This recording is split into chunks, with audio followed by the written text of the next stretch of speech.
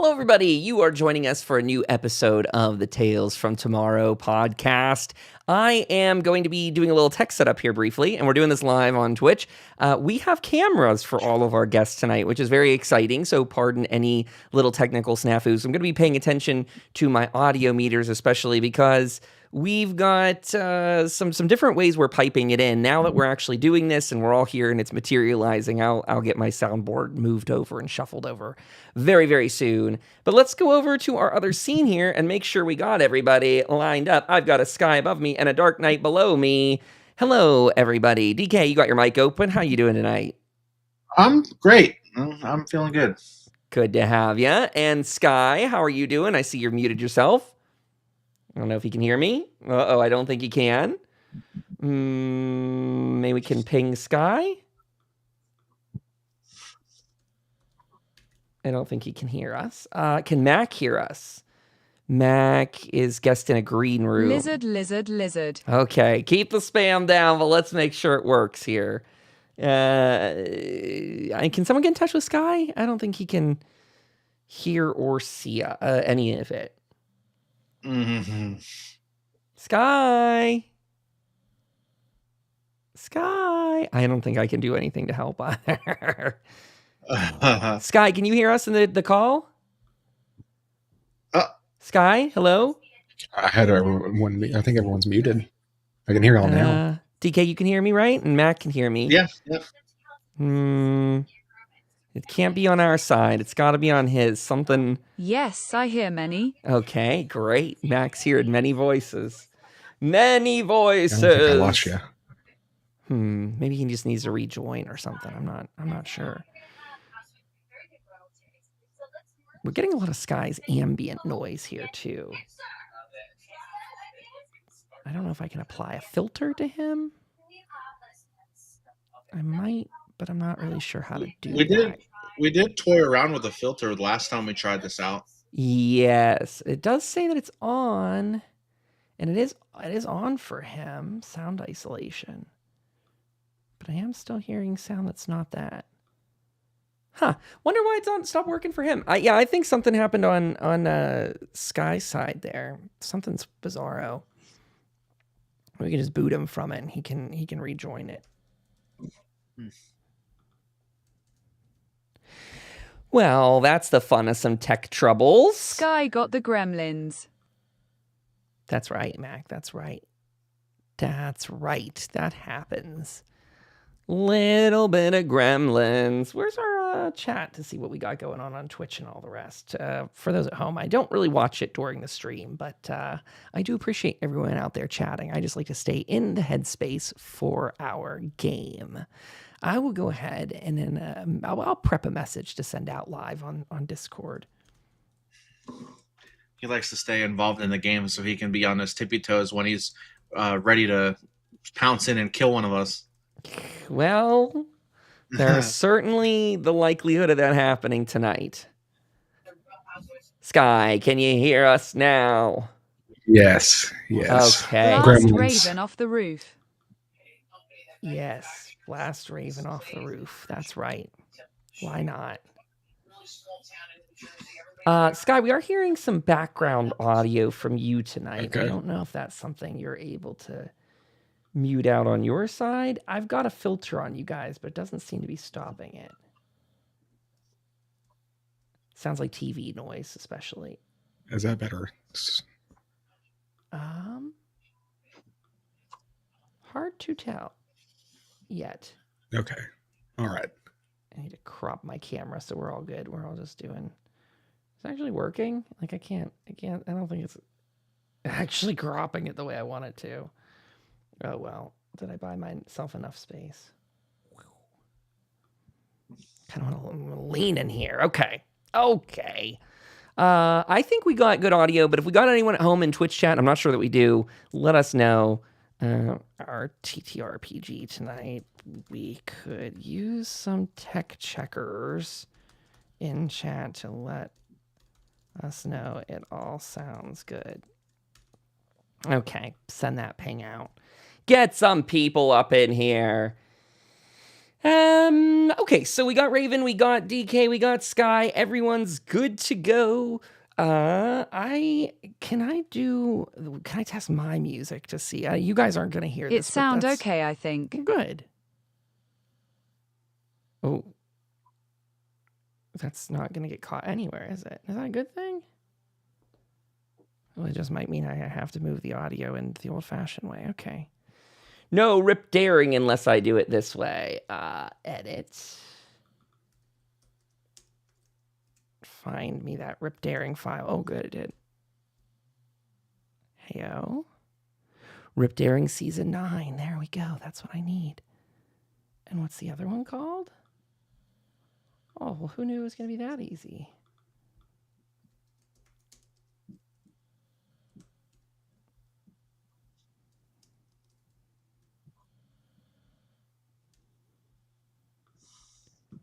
What's this one called?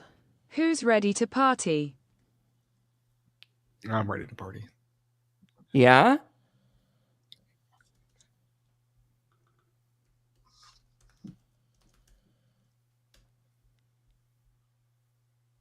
Oh boy. Burn it.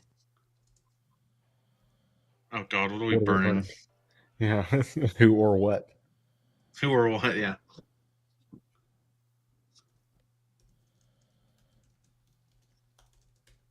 Who or what? You will see. Well.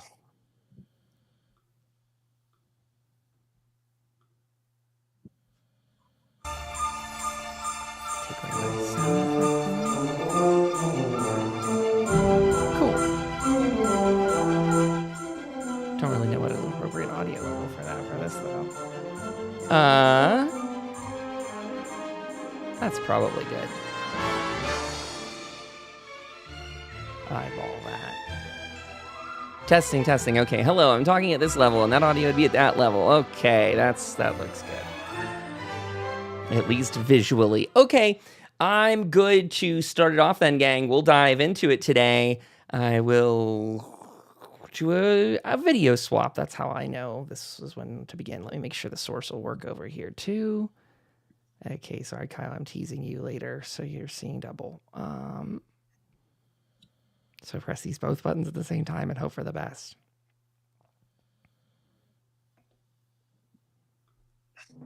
Hello, everybody. You are tuning in for a new episode from Tales from Tomorrow, our Fallout TTRPG that we host each week on Sunday here on twitch.tv/Overseer Kyle. And we also are now co-streaming over to our YouTube channel, which goes by the name Tales from Tomorrow. Nice and easy, a great place you can go and catch these syndicated episodes. And in addition, you can catch our Overseer's logs and many other little pieces that I get to capture as little shorts from around the set, and much more. In addition, I'd recommend you go check out our other page, Overseer Kyle, on YouTube. Again, keeping all the names simple and unified, and all the links for everything we talk about tonight will be available at overseerkyle.com. As a reminder, we have a Bethesda gear discount code that can save you 20% off at checkout, and that code is Vault2. You can see it flashed up here on screen. Vault2! Use that to save yourself 20% off, and it gives a healthy kickback to the stream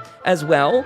Reminder that, again, all the podcasts, overseerkyle.com. And if you want to support us, I know it's already in the corner down there, but you can go over to our coffee page, ko-fi.com/Overseer Kyle, if you choose to financially support this show. Also, as you want to get together and hang out with this community, Discord's the place to go. All that's linked in the description below. But we're not going to talk too much about any of that. You can go check out the Overseer's log if you want to learn more. What we're going to talk about this week is a brief recap and an introduction to all of our players, because tonight we've got them on camera. We've got Sky on cam and DK on cam, and it is a big night. Tonight is the trial of Jim Wayne, Part 2. Last week, Jim's team tried to get him off the hook for a rather raucous murder that took place in the town, resulting in the death of a cultist that the town was keen on. And now, DK and his friends await an update on the trial. Day 1 went rocky, but overall net positive as the jurors were swayed slightly to Jim's cause. Today, it's up to Jim and his companions to see if they can turn the tide for all of the people in the town. Can they win them over? Let's go over to our game screen and introduce Sky up above me playing Sam. Hello, Sky. Can you hear us? Yes, I can. Hello in the flesh. Excellent. It's good to have you here. Thank you for being with us tonight. And below me, I have Dark Knight, who plays Jim. Hello, DK. Hello, how are you? I am good, thank you. How are you? What's the plan for tonight with Jim? Try not to die. Try not to die. A noble plan, if I've ever heard one. Okay, gang, we also have a Mac Raven on the side. Hopefully she can still hear us and talk to us through her text-to-speech bot. Her character, Raven, the Mothman cultist, has been up on the roof of the church, causing maybe some trouble in the future here. Raven, can we hear you? Yes. Yes. I tested it. That was captured in the recording earlier, so I'm going to hope that it is now. But if anyone's at home, I would call out to our audience a severe request. If you're in the Twitch chat tonight, please speak up if you think you perceive an audio issue. It's not in your head, it's real. So many times people are very polite and they don't want to say anything until it's very late and the recording is over. So please don't be that person. Don't be too polite tonight for everyone's own good. Speak up if it seems like someone else's audio isn't coming through. It's not in your head. It's for real. So that big tech caveat out of the way, I want to remind folks that we are in the town of Hope. We had just exited the trial itself, and I believe people were about to go. They were actually, sorry, they hadn't even, I don't think, broken from the room yet. I think the mayor had just said he was going to give his summary at this point. Is that what everyone else has in mind? That he's about to speak up and give that? I probably should have double-checked it, but Raven's up on the roof, I believe. Don't be shy, gang. I think that he was going to say something, but I also don't know if we were going to have like one more go. Like one more dice roll. I think there's one more dice roll. And I kind of want to see, maybe we could pick up with Raven and check out what she wants to do then as you know, her being in the rafters. If you want to take some time, Raven, the court has some things to say. But it's sort of up to you if you've got something you're doing already. Maybe have Jim and Sam speak. Oh, Raven wants to see them do some stuff. So you're going to stay up there. Let's reorient everybody. Raven, you're up there on the roof itself. Are you trying to, like, get a window into the room? It's a church roof, so it's not really got away, unless it's not a leaky roof up there either. So you're on a roof. I'm wondering how you might want to be getting, like, a visual of the courtroom. Because it's my understanding you're on the top of it. You can see the church, too, in the actual scene here. It's the white church, so you're, you know, somewhere up there. We got Jim situated on the interior. We got Sam situated next to Jim, I believe, and then we got Rusty there next to him. Let's get all of our characters squared away in our minds.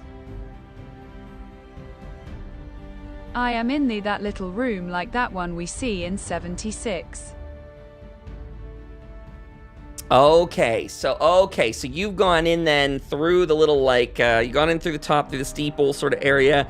Maybe you're in one of the things that, like, looks out over, like, it's a balcony, sort of interior balcony for the church, looking over the pews.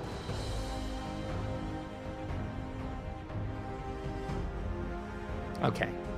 Yep. Okay. Well, Raven, why don't we have you start off with another stealth check, just to see where we are up there. This is a low difficulty one. I just want to know where you're at. Difficulty 2. Now that we've got a whole different thing situated in my mind that you're inside, cue that up for us. Difficulty 2, stealth check.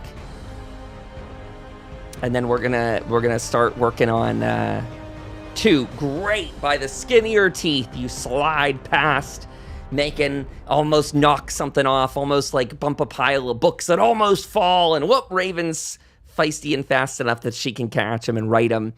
It's while you're getting in and situated upstairs that the mayor says, "This hearing has come near its conclusion. We will break for recess before we hear any other outstanding arguments after this session. Our jurors are encouraged not to talk to the witness or suspects in question. We ask that you stay as impartial and as dedicated to the law as any good person from Hope would be. We request that everyone re-adjourns in 1 hour." And he bangs his hand on the table as a gavel. And with that, some people get up, especially those in the back of the church, begin shuffling out. You now have a Mayor Smiles who turns and he goes into that little closet that's right off the church, the sort of armory area. And he's sort of using that as his away from activity space. That leaves us with Sam, Rusty, Jim. You three are still seated at the table up front. We're going to toss it to all of you. And the rest of the people are again filing out, Tom, Lena, and everyone else, going back to that kind of street festival fair that's going on outside. So how do you figure we've come on this this trial here? You know, with the jury. How do you think how many we think we've got? We might have swayed a couple, but I'm sure that there's still a few that are on the rocks. I think we got to come up with something big. I think they're going to have to hear something from you, Jim, straight from the horse's mouth. And I think that might be how we can try to sway the last couple jurors. But we're going to have to pull something fast because it's looking grim. Mm. Do you have any thoughts, Rusty?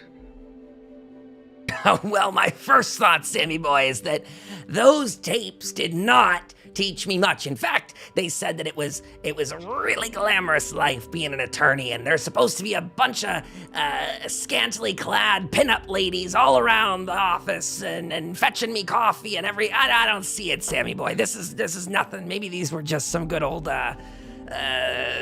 what do you call them? Like a PG romance or something. That's it's softcore. Aha. Anyway, they're garbage, and this court's a bunch of garbage too. Look, my advice to both of you is, well, there's two options here. One, we could smuggle him out.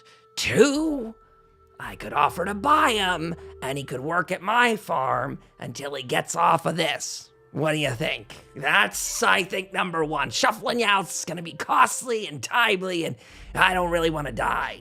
So maybe a work release program, but maybe you come work for me. Well, I don't know if Jim wants to be an indentured servant, and I'm not sure we'd be able to escape in time if we did try to smuggle him out. I mean, we're quite outnumbered and outgunned right now. So I'm not sure about either of those options. And just wait until we get out there with the Protectrons. They'll definitely get on our way. So I don't know. I don't know about those, Rusty. Okay, well, not to spoil too many ideas, but also to remind you, there's all that Mothman dust still sitting around on the boat, right? What do you say we lace the whole courtroom with Mothman dust? May the whole town get them all cooked out on Cocoa Puffs and we get the hell out of here. Oh, maybe Raven's thought of that. You know, she's out there. She might get the opportunity to do it. Maybe she can hear us now. It might put the thought into her head. Is she here? Hello? Knocks on the wall Well, next to you. You never know. She could be communing with the Mothman right now. She's got a way of being able to see places that she's not at. Well, Jim. I write note to Sam saying you want me to help anymore and drop it to Floor and Sam. They never seen me get up here. I could sneak him out. Hey, Sammy, there's a note at your feet. I will bend down and read it. I'll kind of look at it in shock, seeing that it's from my friend Raven. And I'll look around, like up, down at the rafters, the second floor, see if I can see anything. But my eyes aren't as good as they used to be, so I'm not. And I'll just I give a little wave. I'll give like a 1 second. I do want to. I turn to the others and I say, I want to see how this plays out. Maybe that could be our last resort. He's not guilty yet. Well, Jim, then it sounds like you better be pouring your heart out if they're gonna give you that option. Well, I mean, I'm pretty good at crying on command. So if you ever need a little tear, I can do that for you. Well, too bad that didn't keep us from this pickle. But hey, we're here, and I'm gonna go out and I'm gonna see what sort of street food they're offering. It smells great, and we'll see what else is going on. Rusty proceeds to head towards the door. Are you all staying in this courtroom? Are you headed out? I'm gonna try and get in touch with Raven above you. Well, I kind of hate to say it, but I might be having the need to go and get what could be my last meal. Sure.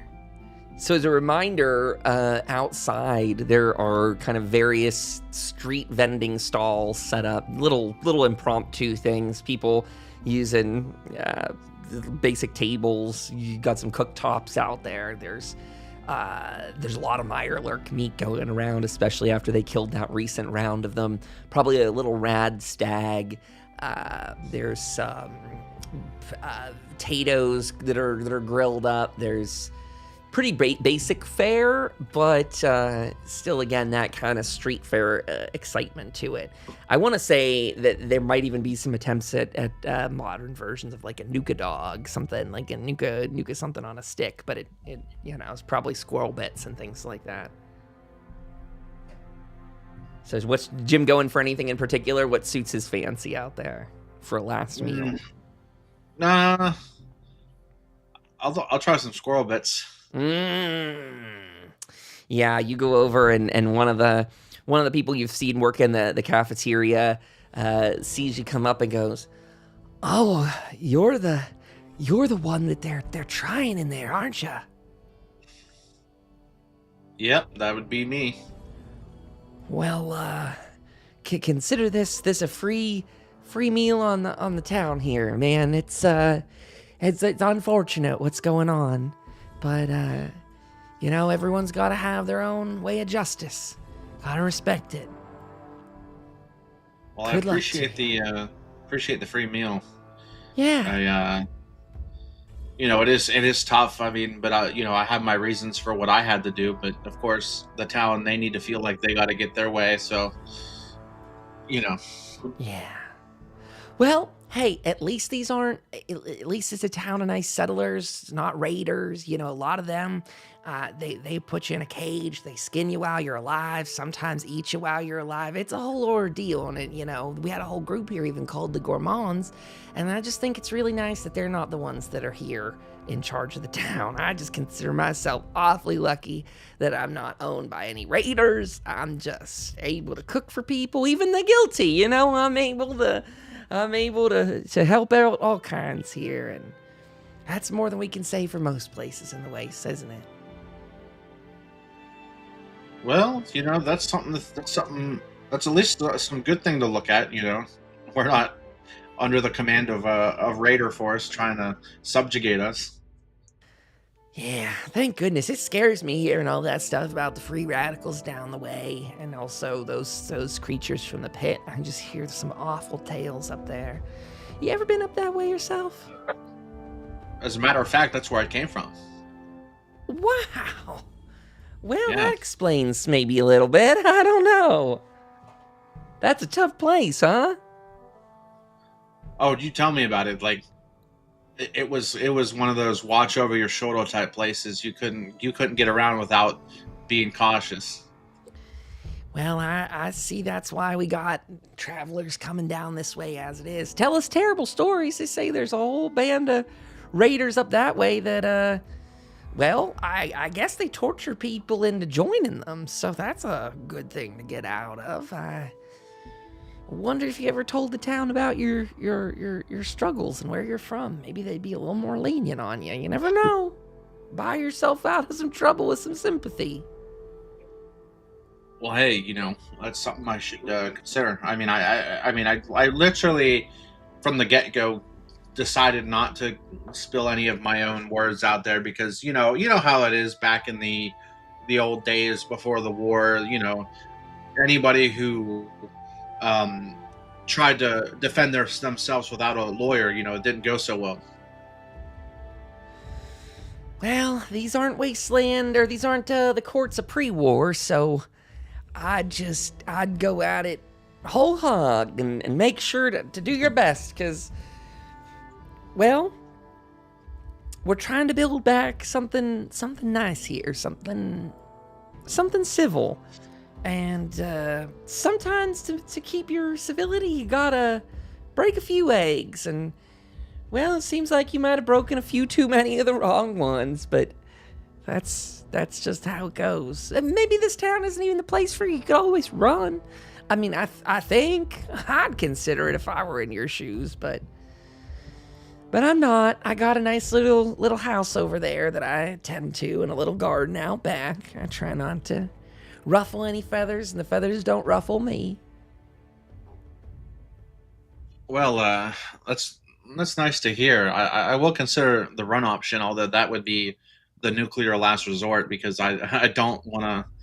I want to try to get out of this cleanly. I see. Well, then you better butter up those judges, huh? Those jury members. Maybe you could take an extra squirrel bit nuka dog with you for the road.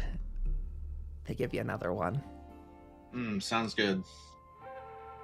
Well, I got a little bit of a line. It was nice chatting with you, but the people are hungry for justice. They sure are. So DK, I don't even know that's an item you can add to your inventory, but if there's, there are squirrel bits to some degree in there. You can add those in if you really want to take note of an extra one. Is there anywhere you're wandering off to, Jim? Anyone you're looking for? You're maybe still grouped up with Sam. Is that true? You guys are walking together. I think so. Yeah.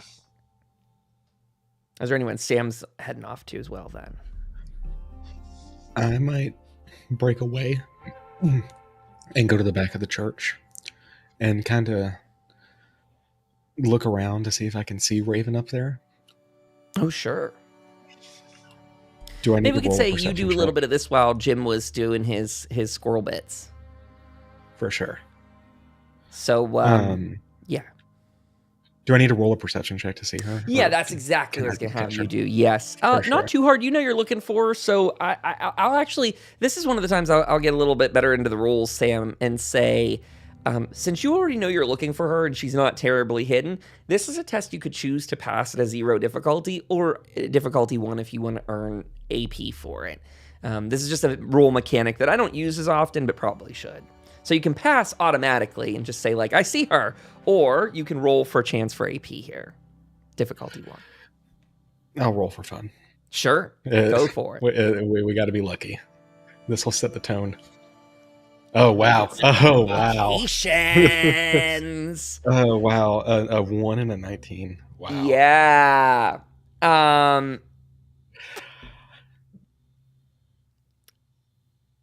I think that Sam's attempt to be looking up there sneaky is not going as easy as planned. I think that Sam is hoping to have broken away from the crowd easily. But as he's looking for Raven, I think he can tell that he's not being as stealthy as he'd like. He thought he was just gonna like scoot back there and have his own little space.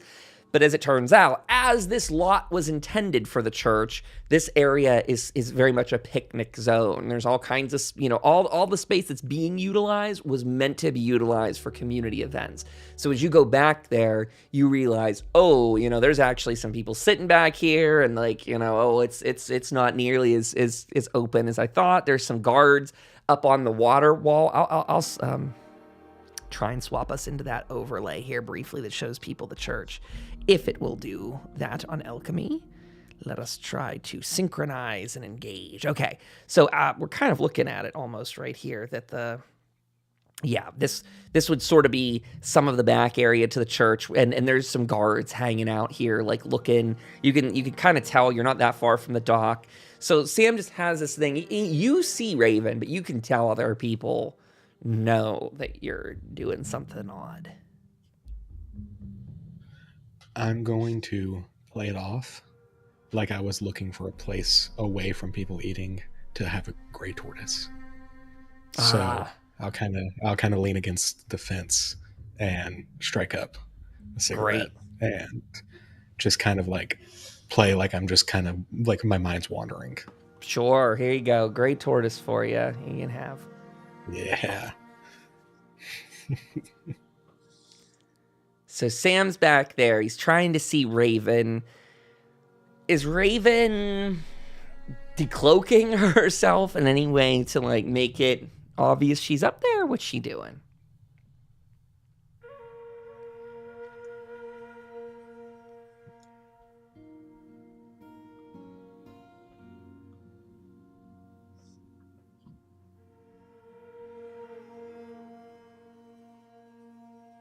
Nothing. I'm starting to feel a little sick, maybe from the fire. My head feels foggy and my chest, and I'm feeling hungry. That smell of food I haven't eaten, it been a day or two. Must stay alert, must keep watch of. My friends. Haven't eaten in a day or two? What does happen to a raven who hasn't eaten in a day or two? If Raven hasn't eaten, everything reminds you of food and you're feeling weak and tired. For every day you are starving, you gain 1 fatigue. Fatigue. Harder to generate action points, and you lose health points. Whenever you gain action points, you reduce the amount you would gain by 1 for each point of fatigue you have. We'll say you have 1 fatigue. So for every action point you would generate because you've not eaten, and you can have eaten, just to call that out to you, but if you've insisted that you haven't, then you always gain negative, well, always. Until you eat, you have -1 to your action points gained. You'll lose 1. Whenever you begin a scene with fatigue, you lose 1 health point for every 2 you have, so you don't lose any health points. Okay. So all that is right now Raven's not generating extra AP off of her actions. Well, you're generating 1 less than you usually would. So, feeling odd, feeling a little dizzy, a little foggy, a little hazy. Are you choosing to stay up there then? Are you going to try and get down and get food? It's going to be a whole other ordeal if you try to do that and get up. Just as a warning, because you're going to have to come down and people are going to notice that you were up there. And just as a reminder, because Raven was trying to play a little fast and loose with the rules this week, Hell's Bells told the guards that if they see her near the courthouse, shoot to kill. Shoot to kill. She was not told just to stay outside of it, but not near it, Raven. Yeah, I'm staying put. Bells might shoot me. Sure. So you're up there. Well, unless you're planning anything else extra that you need to tell us, we'll go back around to Jim, see what he's doing. We'll say we're probably about 15, 30 minutes into the hour-long break here, so time's moving through. Is there anywhere you're looking for, Jim? Anyone you're looking to talk to? This could be a time for schmoozing or something, but you need to schmooze someone that matters, like a jury member, not a random, like, Squirrel Bits lady. Right. So... Yeah, I'll talk to some of the jury. So you got Hell's Bells, Tom, Lena, Terry, and who did I miss off of that list? Did I say Tom? I think I said Tom. Oh, Jacob. Jacob the doctor. I'll Any talk of that to list? Jacob the doctor. Yeah. Okay. You go, you find Jacob. He's let me scooch around on this map a little bit. He's kind of hanging around like a group of people. We'll say there's a lot of like the food stalls that are out in the main street here. He's kind of hanging back, chatting with some people who are doing a little bit of gardening. Like, you can tell this is not his scene. Like, he's trying to like play it sort of cool, like, yeah, I'm involved in this, but like I'm not also trying to like condone or support, I should say. I'm not trying to support an execution. So you see him over there like pecking at some of the food on his plate. You going up there and saying to him, Hey, Jacob, how you feeling? "Hey, good to see you, Jim, but man, I'm not sure we're even supposed to talk. How are you feeling after everything?" Well, a little worried. I'm not sure where everything stands, but I'm hopeful that we can get this thing taken care of in a correct way and get back to what we need to do. Well, I mean, I should be pretty tight-lipped out here, but I gotta say, all right, it's not sounding good, man. The case they have against you, it kind of makes me sick. You know, I was treating those orb cultists right before you gunned that one down, and it doesn't sit well with me. It's not what we're here for. It's like you were just saying. It's not our mission. Our mission's not to kill people. Mine's to heal, to help as many people as I can. And man, that one came right past me. I didn't even have a chance to heal them. They were already carting them out in a bag, buried them out in the cemetery that night. I don't know why you did it. Yeah. Man. Well, you know, I had my reasons. I mean, they kind of escalated situations, but anyway, I mean, it's neither here nor there. What's done is done. We just got to look towards the future. No, that's right. We got to make sure that Hope has a good future. I'm not much of a law and order type of guy myself, but we got to have a safe future. We can't be just gunning each other down. It's... You gotta... let me just say, Jim, from one man of science to another, you got a lot to prove. And right now, the cards, they don't seem like they're in your favor. And if I'd be lying to you to say otherwise. So whatever you say, if you get a chance to speak at the end, if the mayor's gonna give you a moment to defend yourself, then I'd take it and I'd use it fully. It sucks to see science die in favor of violence. So if you get a chance to do it again, Jim, if you don't swing for this, never let violence take away your drive for science. Don't let it derail you.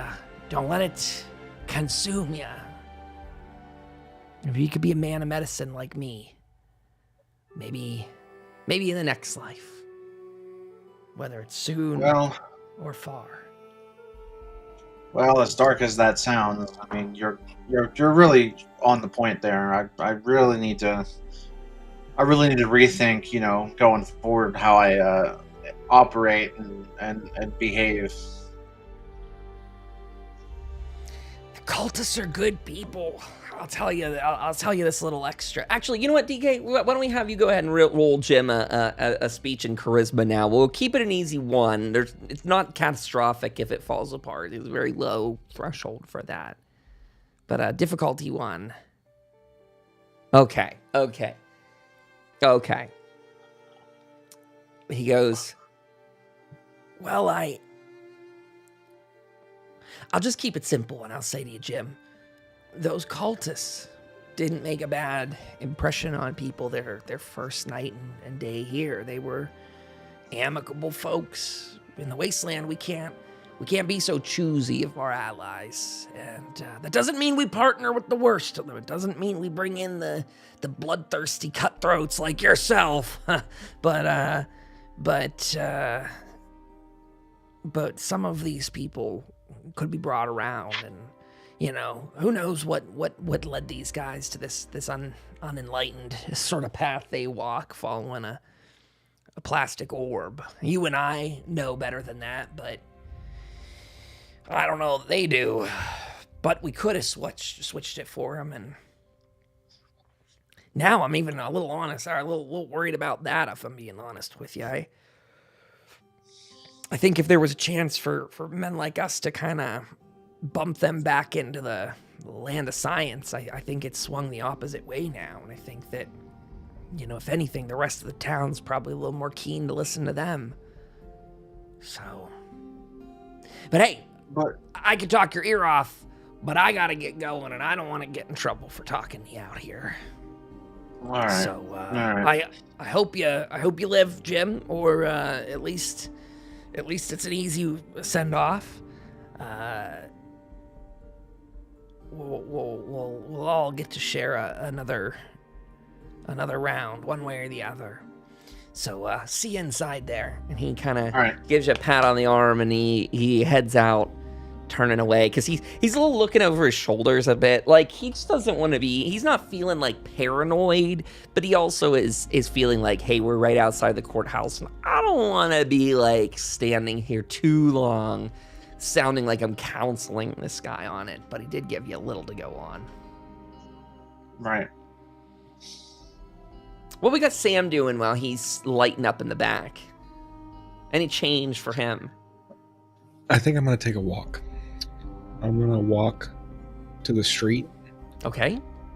And I'm just going to get eyes on where the APC is. Ooh, the APC is positioned the whole way down in town near that green car. So if you go straight down Main Street, there's that green car. It is parked in that lot. I'm sorry if it's easier to see on any of the screen that I'm showing you, Sky. I don't know. I can't seem to ping it in here, per se. Well, maybe I can do it in this. But if you see that lime green car at the south of the city, the APC is in that lot. I think to myself that if we have to run, maybe we can split up. And some of us can hop in the APC, and the others can take the boat. Wow. And we can jettison on out of here. And I'll make like a mental note that the easiest way to get there would be taking that 3rd street, since the car is blocking it. Maybe we could just hop in the back and get to moving. And like I look around, I see that there's like a police protector on there, and try to like count up how many there are and how many we'd have to get through. At least just maybe like booking it, not trying to kill them. I'm going to get you a token placed down for that. And I'm sorry if the APC does appear somewhere else in the town, too. Whoopsies. If it does appear somewhere else... Oh, you know what? I think I do see it, like, outside of the thing by the dock. Yeah, it's to the left of that. Yeah, exactly. I don't think it was parked there. I don't know if it was or not. But I remember before having the conversation of it being down here. So today... it's parked down there. It's sort of in a defensive position where it's like, it's got its gun tilted outwards. It can be pretty easily backed out onto that road, but it's got its gun pointed, that if any creatures were coming up the road, that they would have pretty easy firing sights on it. Resynchronize this for the stream and see if it does any better. But anywho, there you go, folks at home. You can see the APC's parked in here. There we go. Okay. So Sam's got eyes on the APC. We're coming to the top of our hour. People are generally starting to pack up and go back in. Raven, we got anything different from you? IRL, we're coming to our 1 hour since we're in the show. So also, I think it would probably do well for us to get through Raven's a little bit here, and then we can take our 10-minute, and then we can come back and pick up with the rest of the show. Get into the real meat and potatoes of it. So, Raven, what are you up to?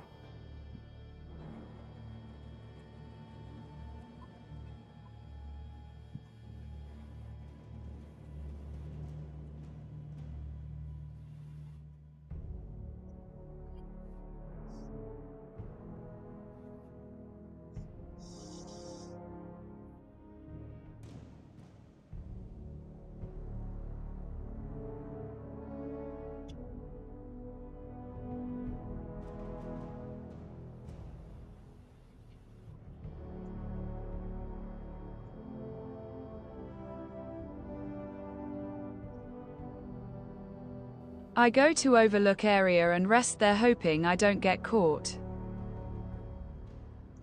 Okay.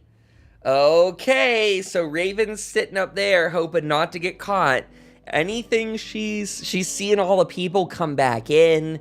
She's probably picking up and kind of maybe doing a little bit of a mental clock on all the people who are going, Raven, why don't we have you do an open... I'm going to have you do a difficulty 2 perception and survival just to, again, give us... You've got the eyes up there. How well can you do at this? I'm giving you difficulty 2. I don't really know why. Maybe because you're staying hidden. Whoa, whoa, whoa, whoa, whoa. Do you have some luck? Yeah. Woo, Raven got a 1 and a complication. It's the complication I care about most here. The not getting to, get a full scope on who's there makes some sense, right? You're at a single vantage point, so you're not going to be able to see, like, everyone that comes into the church from the other angle, let's say. Like, I get that. But that complication, though, is the difference of you might maybe find it a loose floorboard. Maybe one of those grenades in your pockets, pins not in there as much as you think. No, I'm just kidding. Oh, she decided to use a luck point. There we go, folks. Take 1 luck away, Raven. You got 2 eyes on it. So what I'm going to say, that sets the scene a bit for you and your stealthiness in this next portion when we come back from our break. So you now, having corrected for that, you've got good eyes on who's coming in. I will say you found the loose floorboard up there that you almost stepped on, almost had your foot go through. In fact, I would say when you went to go and it cracked, but people coming into the courthouse or the church courthouse, whatever, didn't notice. They're too busy. You can hear the shuffle down there. You hear them actually checking the step beneath them, thinking like, oh, I thought I almost broke through. Oh, no, you're fine. So they're kind of worried about their own sort of things. They're not looking up. They're here all the time. This is normal for them. So Raven, that being said, you have some good eyes to decide over what you want to see in the courtroom. You have made your circle on the interior while people were mostly out. The mayor has been powered down in his little closet there in the one with the military chests and all that. Like he's just in there. You want to call it deliberating, meditating, something like that. He's in a low power mode. But again, we will go ahead. We'll take our 10-minute break here, everybody. So get up, stretch your legs, get your drinks, and all the rest. We will be RV in 10 minutes with more of our harrowing tale.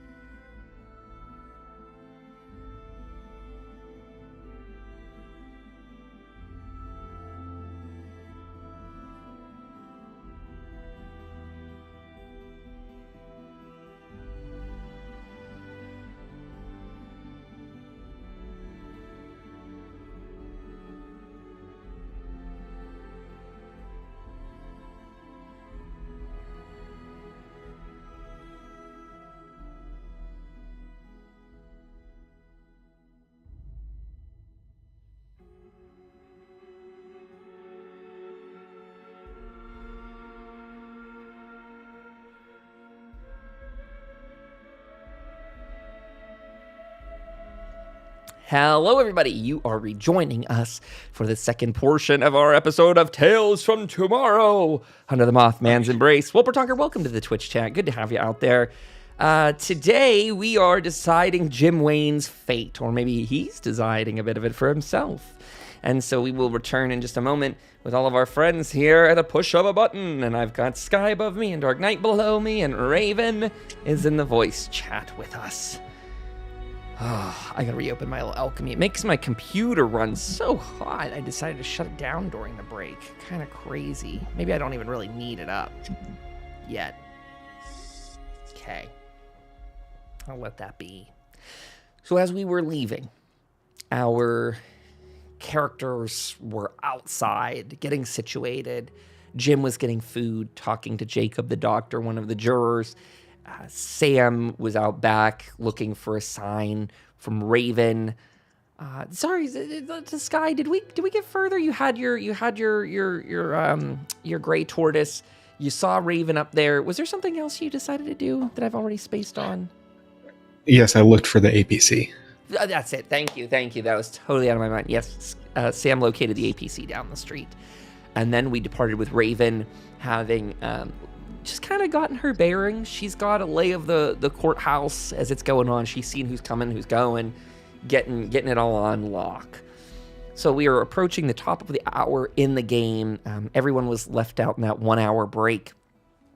So you actually hear Alfred out in the street here going, "Everyone, it's time! The mayor has asked that everyone return to the courthouse for our jurors and most importantly our esteemed guest, Jim. Everyone report to the courthouse. Rusty, yes, please, absolutely, go in. Oh, well, okay. Here, hey, Alfred doing his typical, meeting and greeting and saying hello to people as everyone begins to trickle back in.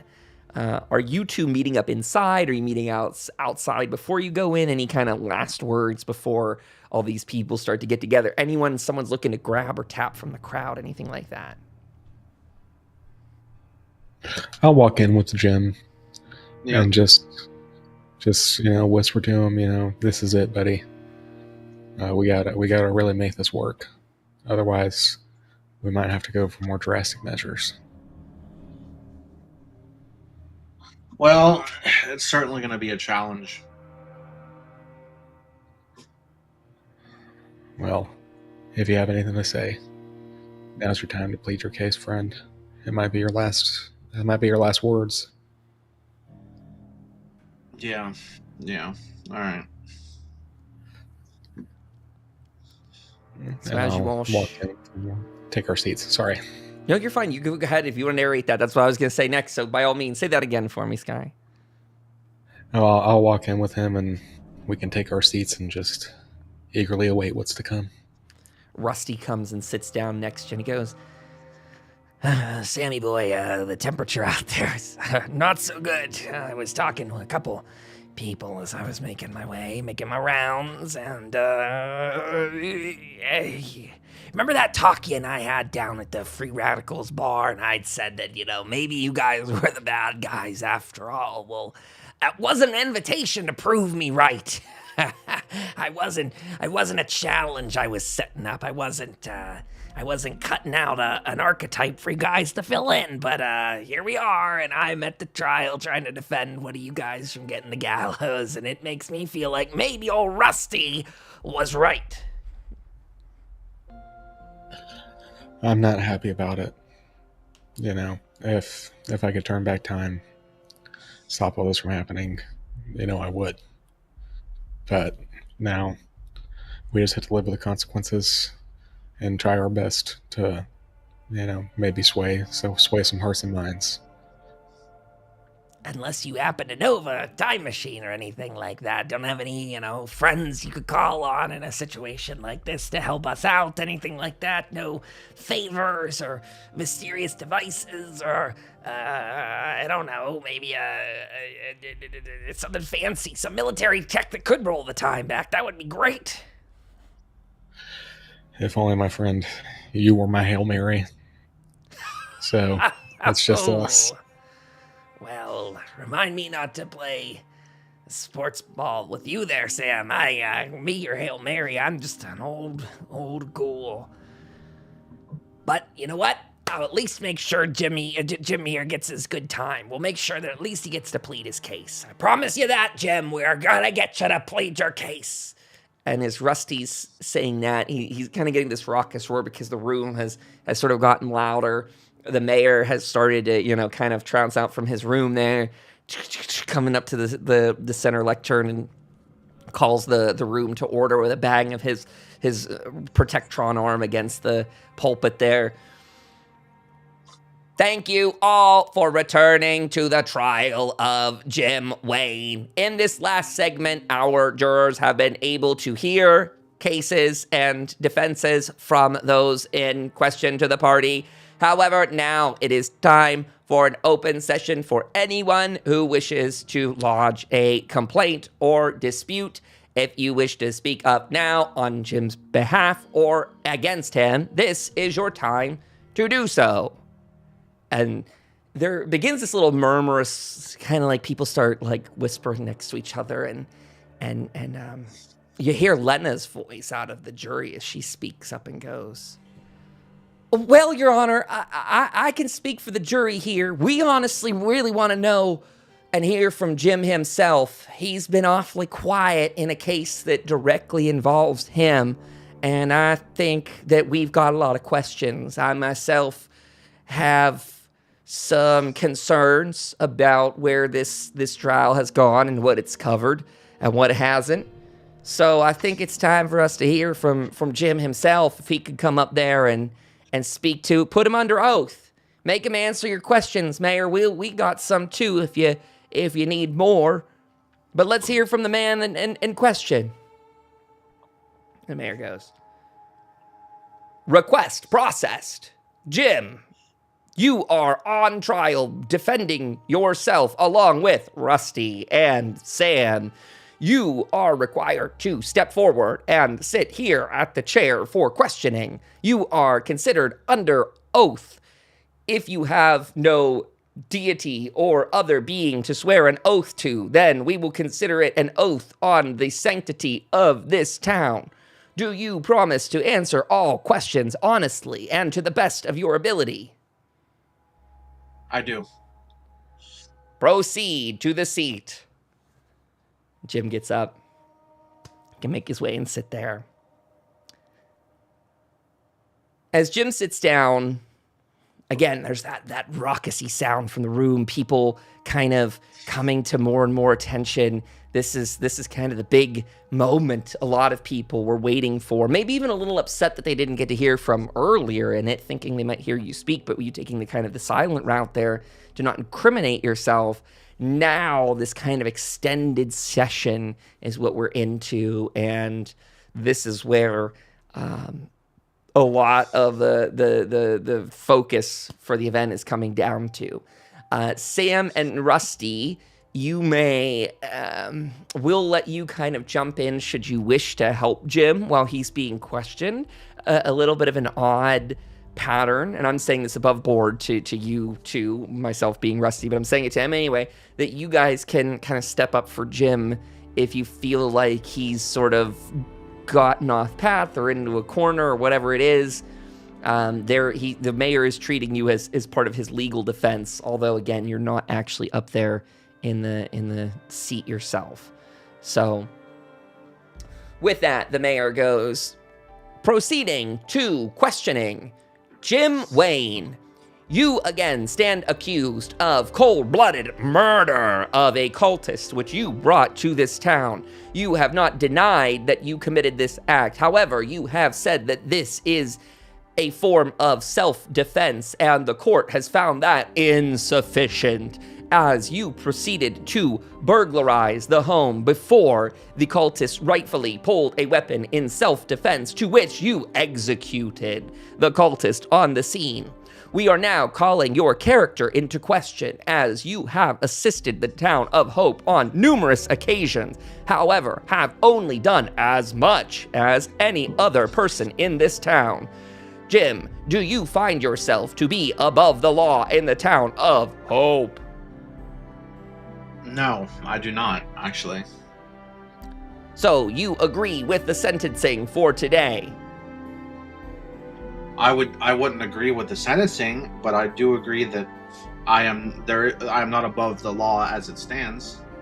Do you plan to commit any heinous acts of violence like this again on any other innocent people in the town of Hope?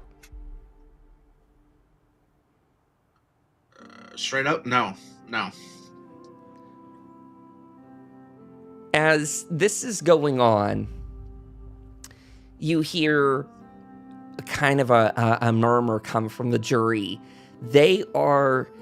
You're getting the sense that they're not very thrilled with the way the mayor is lobbing these questions. They're very final. They're very, what will you do? What if you had this chance again? Da-da-da-da-da. And you hear them finally kind of start elbowing each other to enough of a point that Lena speaks up and goes, yeah, Mayor, you said you wanted to take questions from us. This isn't what I'm looking to know. Anyone could say they're not going to kill someone in the town again, sure as rain, and they'll do it.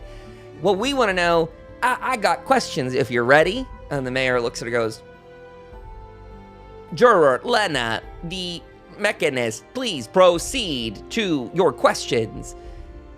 Thanks, Mayor. So, Jim, here's the thing. We don't know anything about you. You rolled up in this town weeks ago in the heat of a crisis. You brought this very Protectron with you.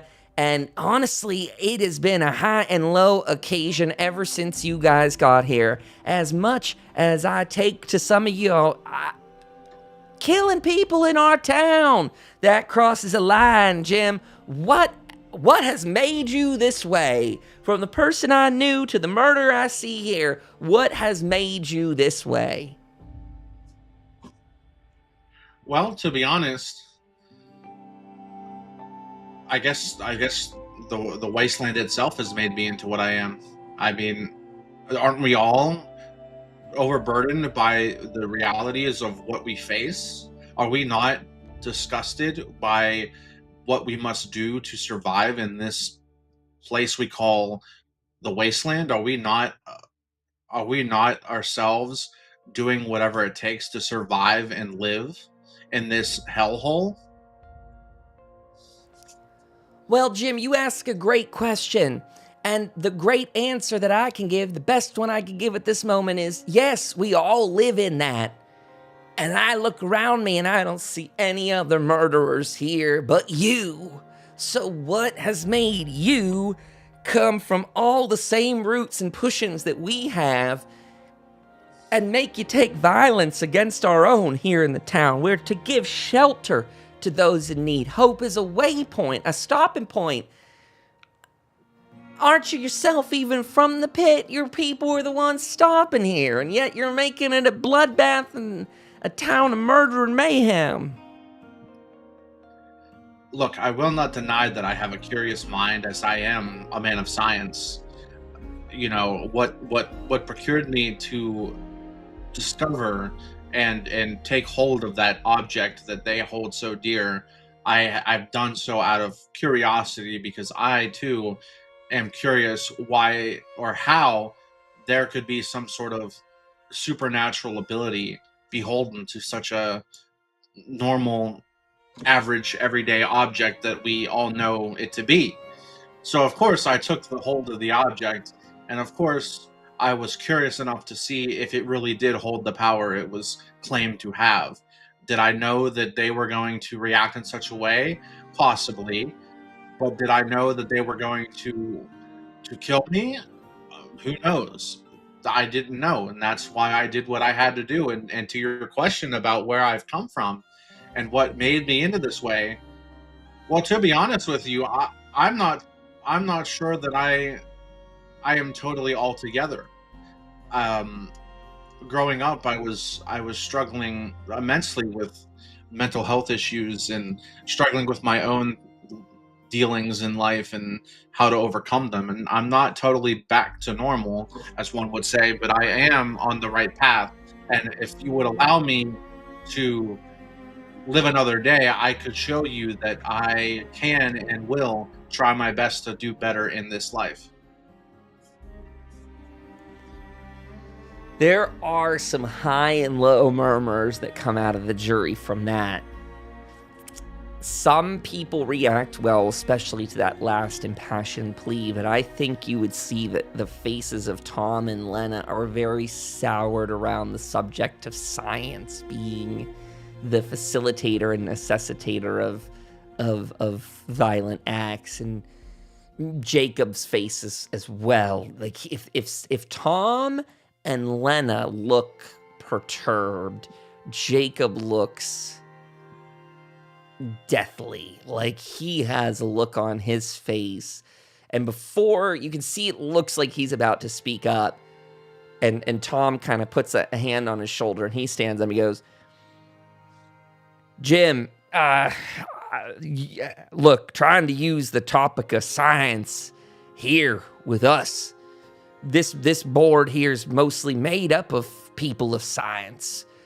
And pardon me to Hell's Bells and to Terry for a moment. I'm just going to say, even though there's a science to what you're doing, a science to the military, and a science to selling, I'm talking about the particular scientific endeavor of questioning and critiquing and chasing down something secret.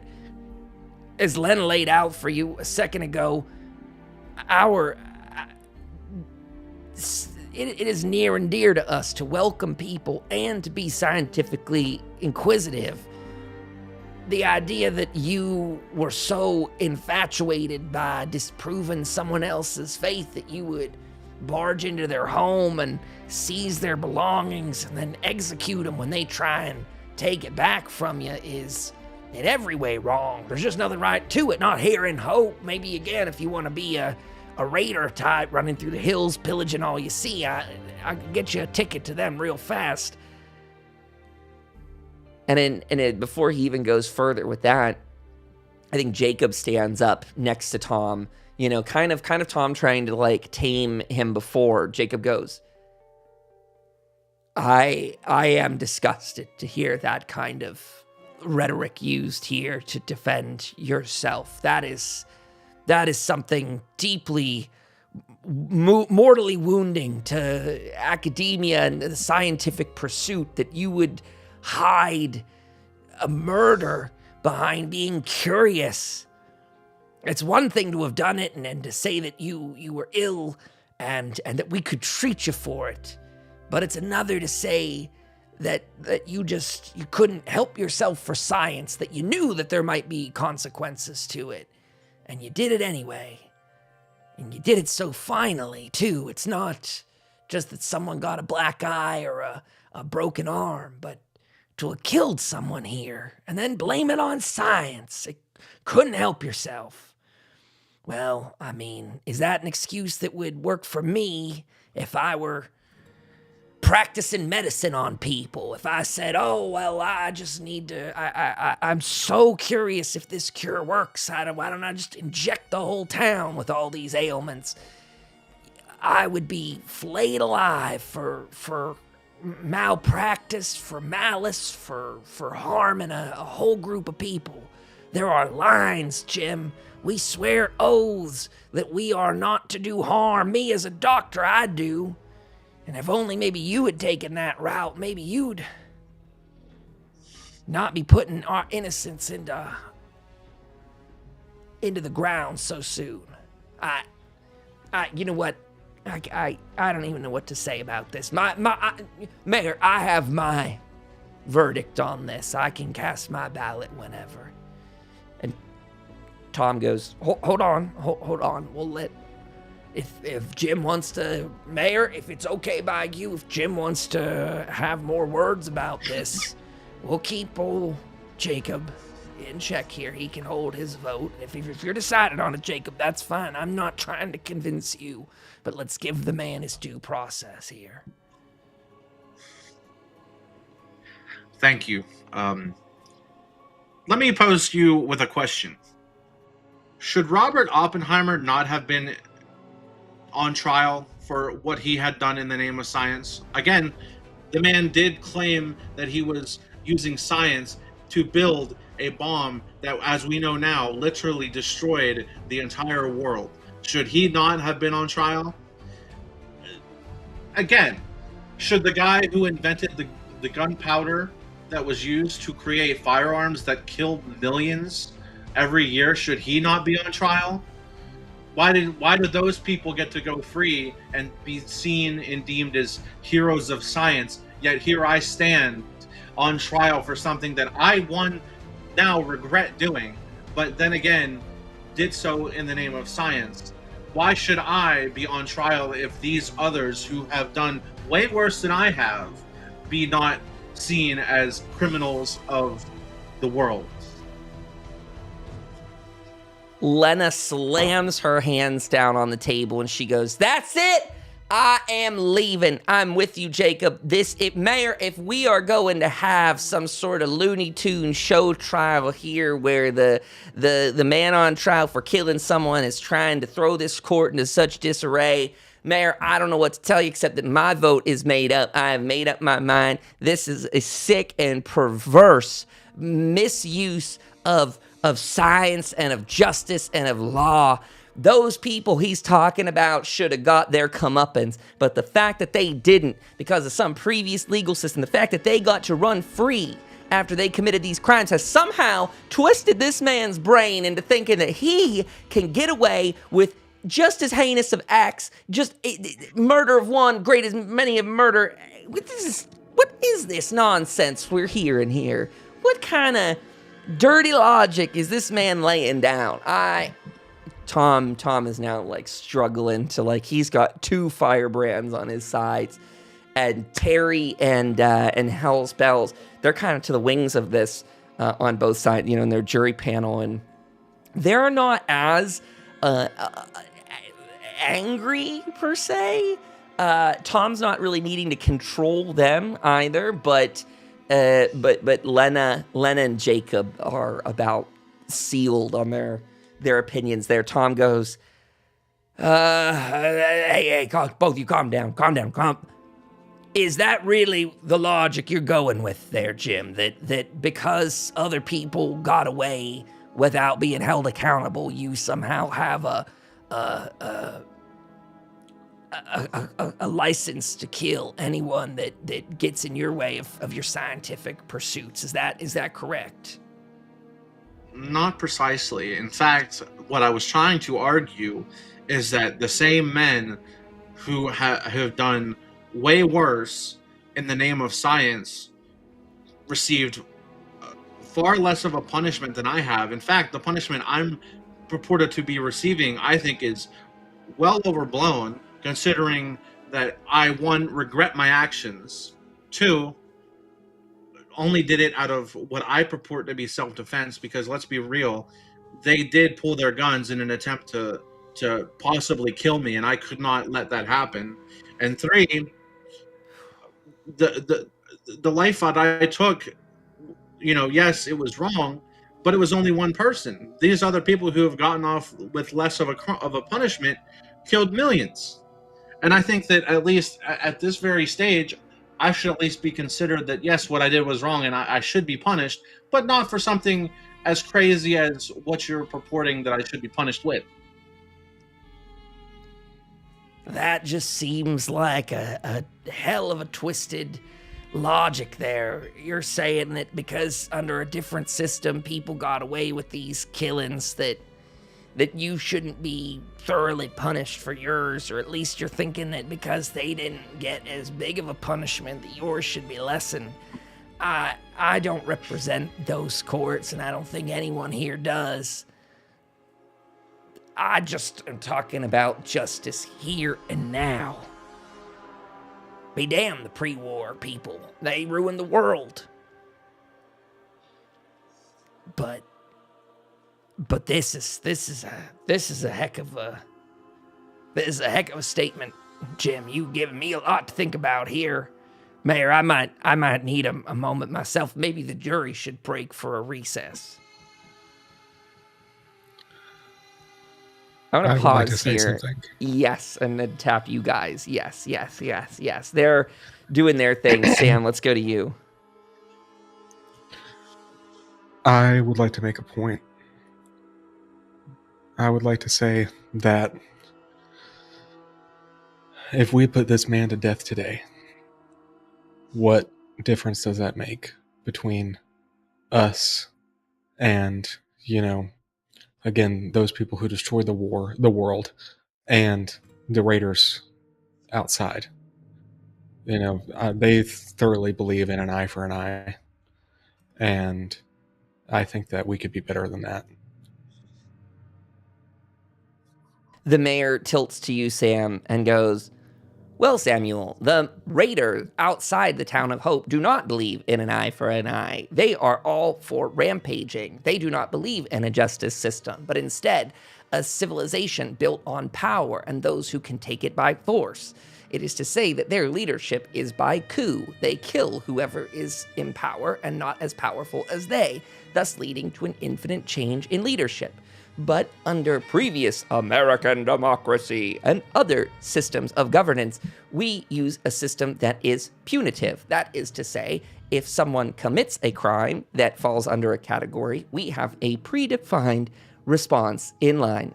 The one that was selected for this case, where murder of an innocent newcomer was committed by Jim, we have selected murder as a substantive result. In this case, the equation would be that Jim is no longer here to threaten the lives of other people in the town. This is different than raiders because raiders would instead praise those who kill. Instead, raiders would give Jim the title of mayor. However, we do not work under those rules." So, you said that you would murder Jim for a murder, which in turn makes you a murderer. So, does that not deserve a trial? No, because this act of murder is in response to one. It is not the initiator, the prime mover, so to speak. It does not exist without the initiator act. It in itself is only a response. I shrug at Jim, and I said I thought that might throw him in some sort of loop.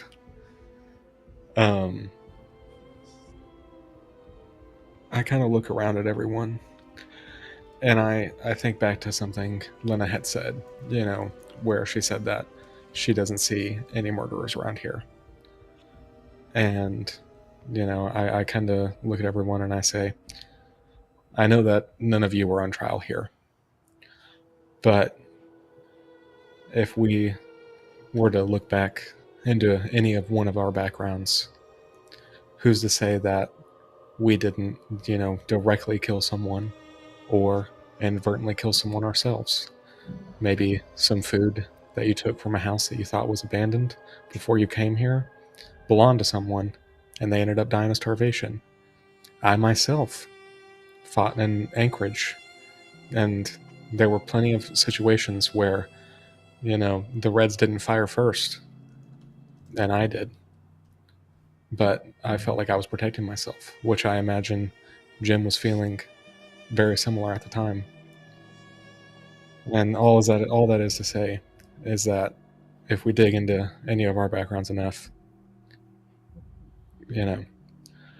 again, who's to say that there's not some skeletons in our closets as well that we left behind when we came to Hope? And if any one of us were to be facing something like this, would we not beg for mercy? Again, some murmurs amongst that crowd. A little above board stuff. So DK wants to speak in a second here, and he's raising his hand to do it. And while that's happening, Raven wants a chance to speak. You got to figure out what the heck you're doing, though. You're in the rafters. So you gotta you gotta figure out what you're doing, because you gotta get down. I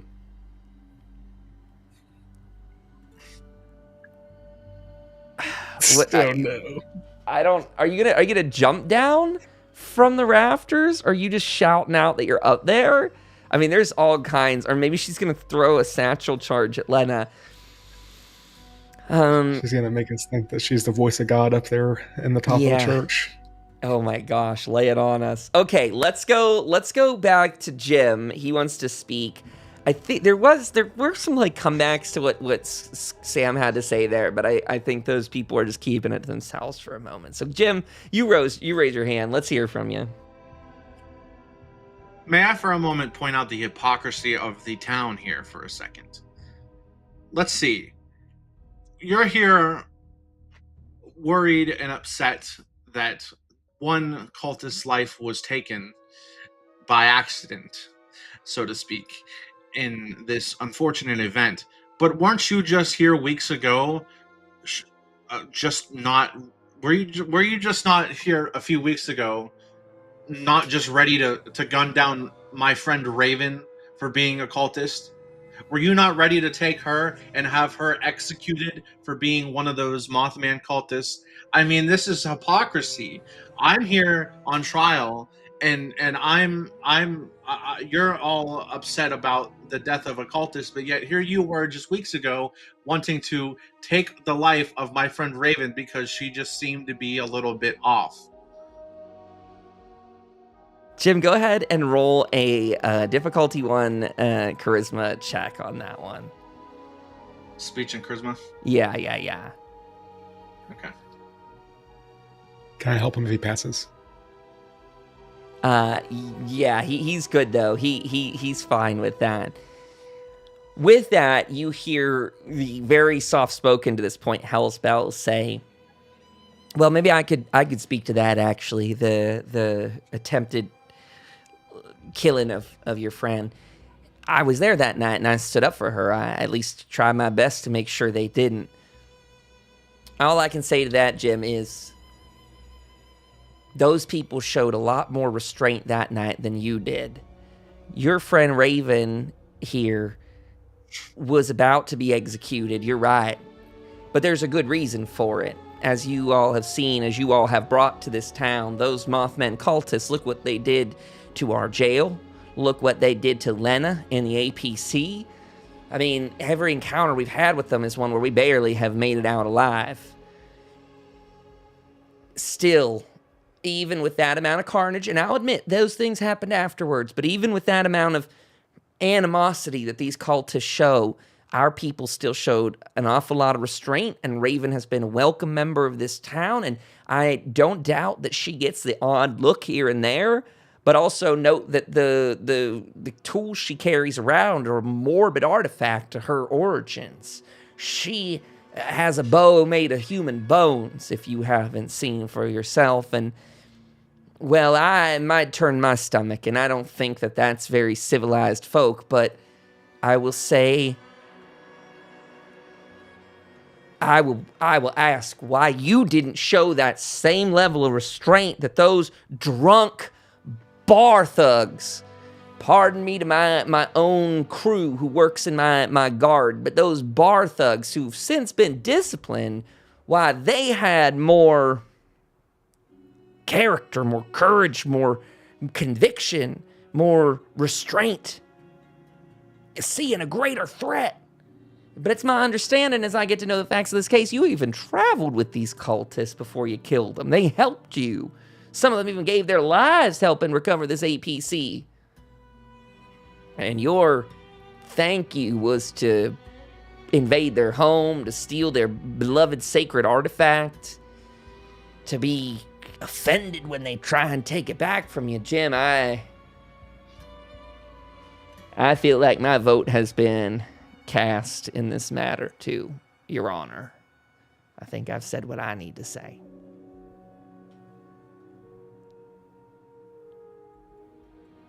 Who is Raven gonna try and come down from the rafters? You also, Raven, have the choice. You could throw that. You could just destroy the whole town. What you gonna do? I'm revving up Raven for What's whatever the hell. included? She's probably rigged the whole town with like nukes at this point. What you got? What's your plan, Raven? Also, to give an update while she's typing, the jurors have been very soured by these defensive pleas. I think the one about science and manipulating that probably did the biggest one in alienating the majority of the jury from you, with 3 scientists being very offended by by that idea. And then I think you lost hell spells when you kind of drew that parallel where, which just went through. So I think at this time, this jury is looking pretty stacked with one person. Terry's just like holding on to a can of cram, like, What's Raven got for us? I load bow and fire my arrow at the pillar, saying I could have killed anyone here, but I made an oath to Wise not to take any more town people lives or other wastelands that are peaceful. Don't me take back my oath. I left that live a year ago, but you know I could kill everyone in this room if choose to. Let Jim repay you another way. Please don't hang him. Okay.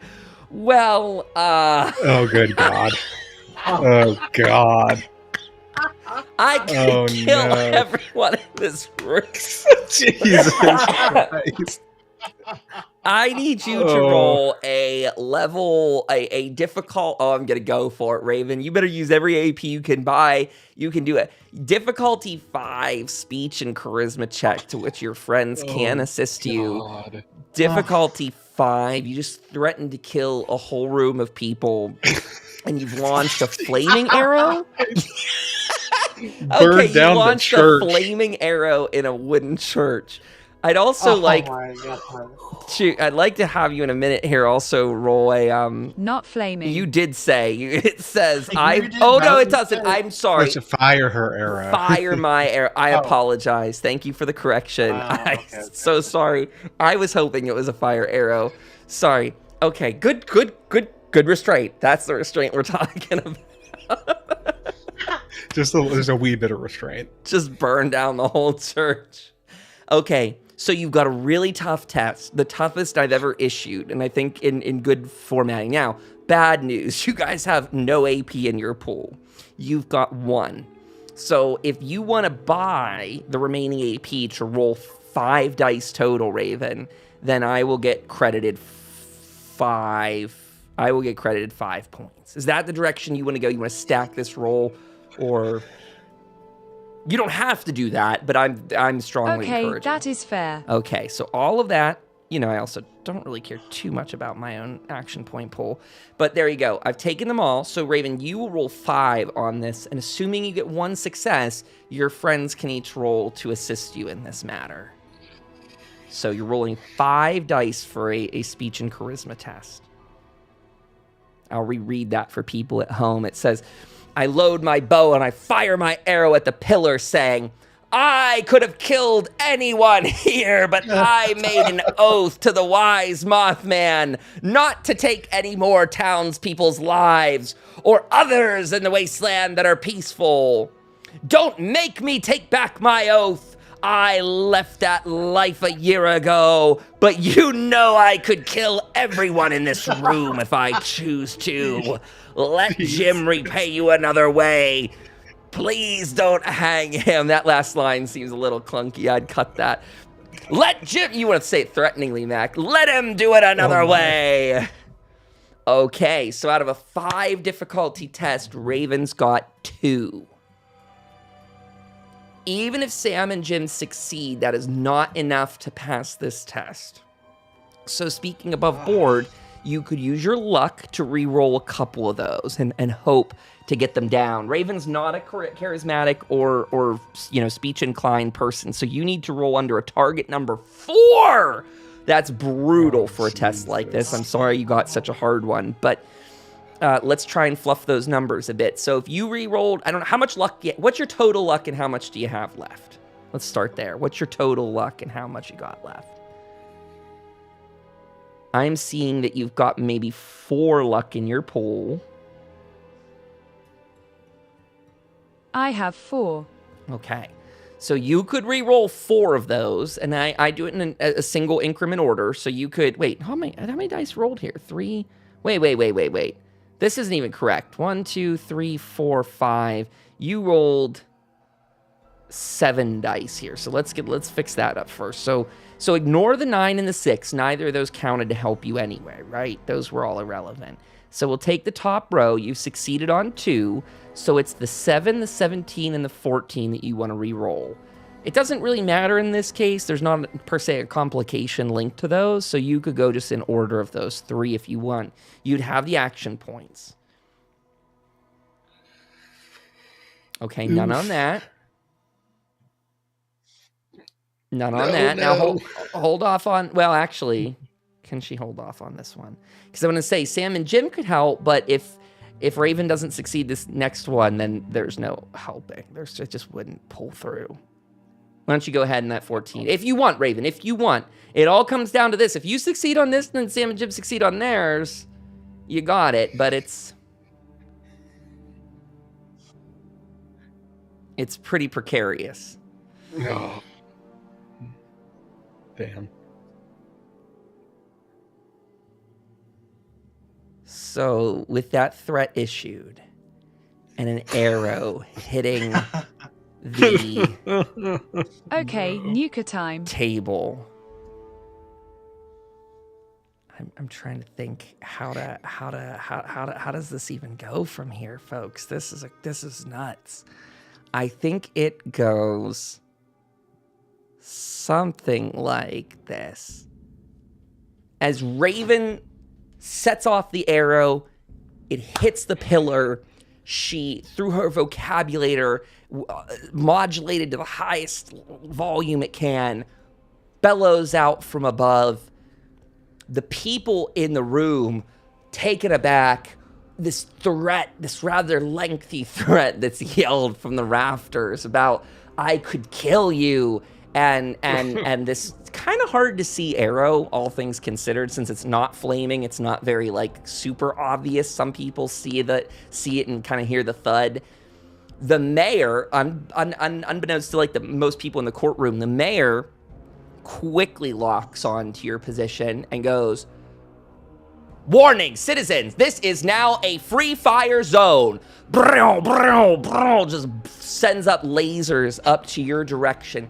Hell's bells, hits the deck instinctively.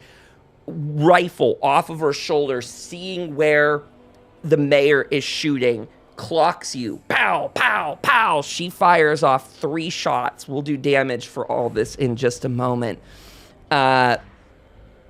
We have some security in the room who are also now kind of running into, kind of hiding behind pillars now, getting an idea of what's what in this scene.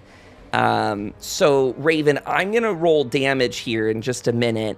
And if you're planning up your next attack, you can go ahead and kind of let us know. You can go ahead and start typing that. I am going to... Okay, so 1 success would hit you up there, Raven. Let's get some dice to do some rolls. So the mayor gets his hit on you. And I think he's gonna spend some of these action points you just gave me, Raven. We're gonna get real saucy and spicy up in here. Right? Let's have some fun with it.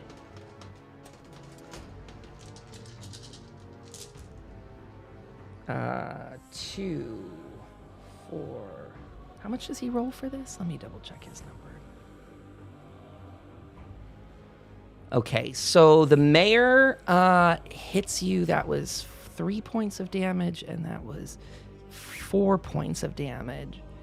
Okay, Raven, 4 energy damage to the right leg. I'll type this for you if I can here. 4 energy right leg.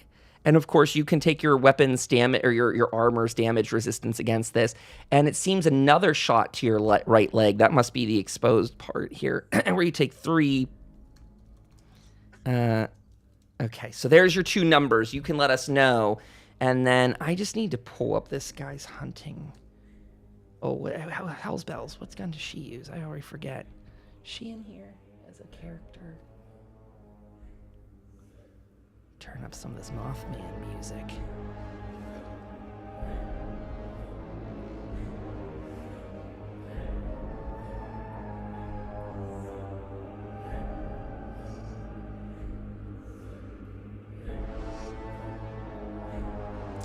In Hell's Bell's return fire to you, Raven, she gets a hit on your left leg for 3 energy damage. So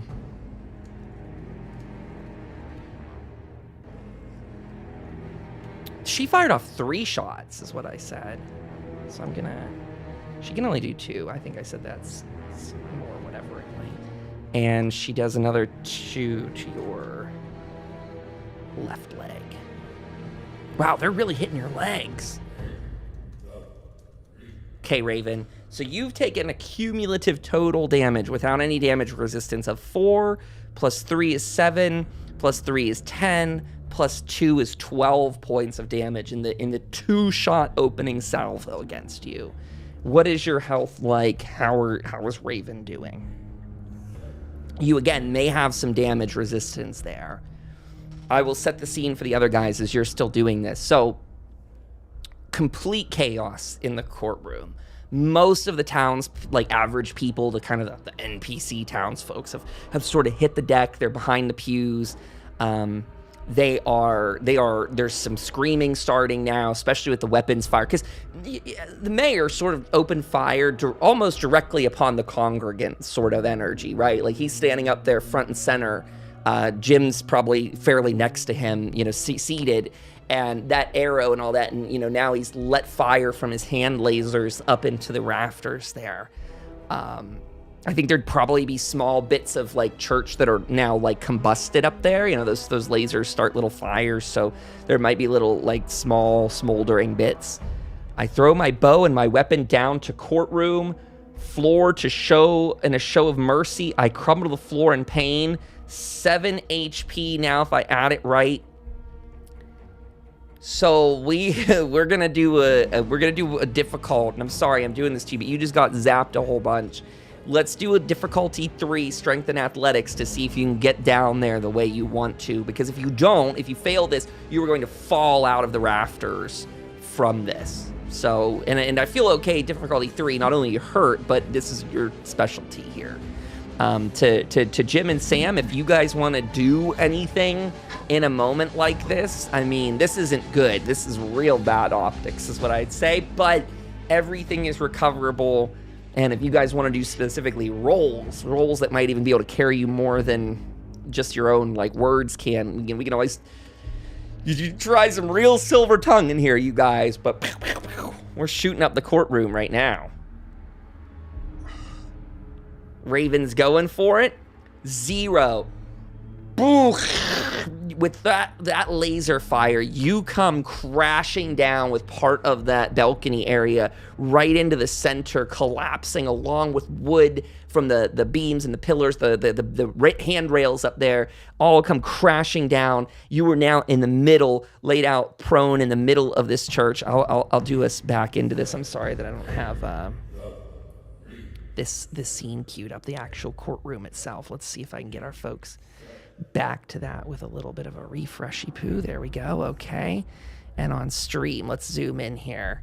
So we are in the courthouse. Whoops, it moved against my will. Okay. Let's get rid of those little markers here. So okay. So there we are in the room. Sorry, the program's working against me, you guys. And now we've got a Raven who is splayed out, like, right in the kind of just the dead center of the place. You can imagine these pews are a little more off to the side than they are. But, you got this group of your peers. There's you got Rusty up front, probably where Tom is. These guys are back here with Terry and stuff. And you got Rusty up there with Sam. Move him off to the side. Raven, you've, like, collapsed down in front of all of this. And the Protectron goes, "Free fire zone has ended. Citizens, please return to your homes immediately. This area is now under martial law. Protesters will be shot." And they have lasers aimed on you, Lena, her, Tom, the rest of the jurors. They look freaking horrified and appalled that you just come down in the middle of it. we don't have an exact turn order. I'm gonna talk to Sky and DK Raven before you figure out what you do next. What are Sam and Jim thinking seeing this? Jim, you're still up there with the mayor, up seated in this kind of front area, pulpit sort of deal. What are you thinking with Raven splayed out now? Oh God.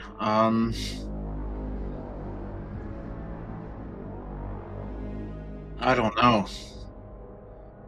I'm still in shock.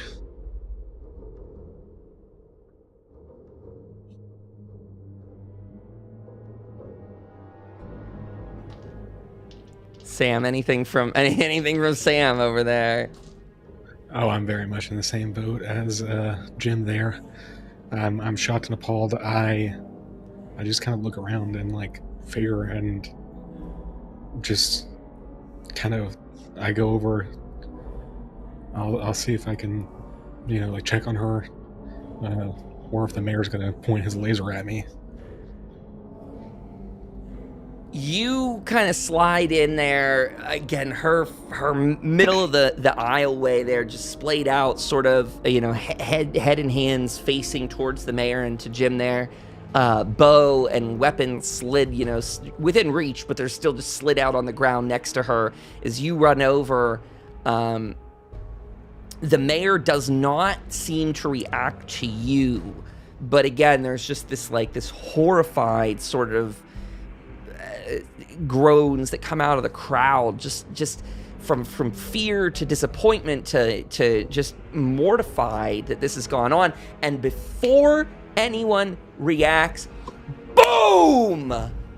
A huge flash of light and a shaking of the building. The windows, they rattle. The best anyone can see from this point, something outside of the church has gone off. There is a cloud for those that would have the eyes to see it, and it would potentially at best be a splayed out Raven who's fallen onto the ground, who is looking, just as I imagine it here in my head, looking out to the left, looking out into the yard near where the caravan post is next to you.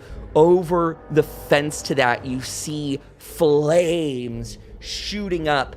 And for the very astute, those who can get a grasp on it quickly, you can imagine that something in the area of the warehouse, the boat, the little dock master's office, something over there has exploded. There are bits of flaming debris and shrapnel coming down, some of it hitting loosely, not completely damaging, but hitting the windmill up there. You can even hear it go as on occasion it's hitting through random flecks of flaming papers and whatever else went up in the explosion. Raven is dazed. What is happening here in the courtroom right now?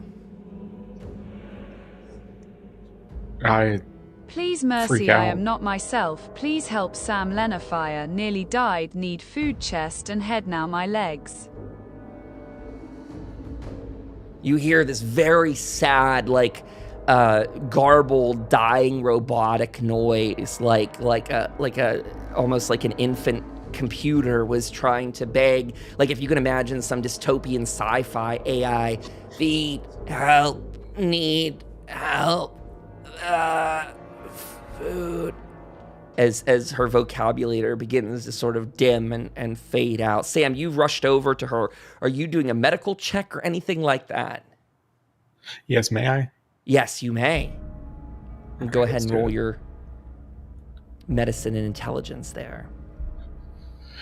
Ooh, I'm going to use luck to reroll that 20. You do want to reroll it, you said? Yeah, the 20. Go for it.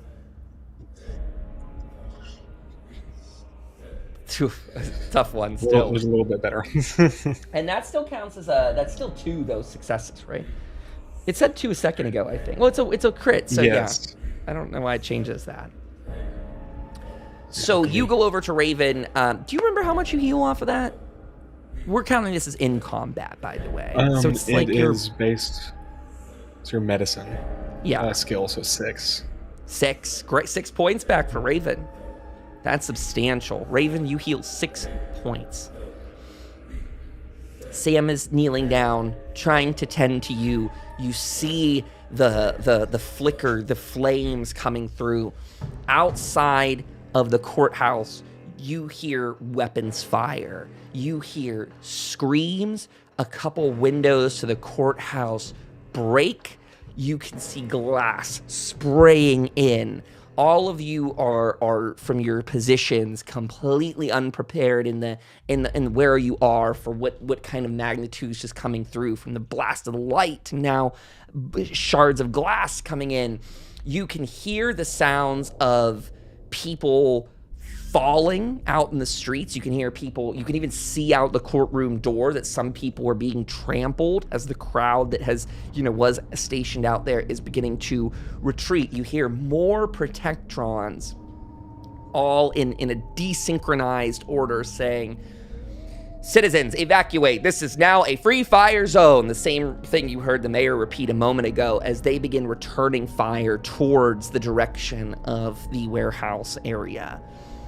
Are people staying in here? Are people leaving? I will presume you don't have weapons on you aside from Raven if you're directly in the courthouse. Maybe you have a small sidearm. But I would imagine people are not even kitted out at this moment. Certainly not Jim himself. Where will you guys like to go or do the world's oyster at this moment? Go ahead. Excuse me. I'm running to get whatever was taken from me, my weapons or whatever. I'm trying to get out of here. So your weapons are probably on the boat still, I would presume, which is directly where the chaos is happening. So you're headed directly into the chaos? The boat, yes, I'm getting on that boat. Okay.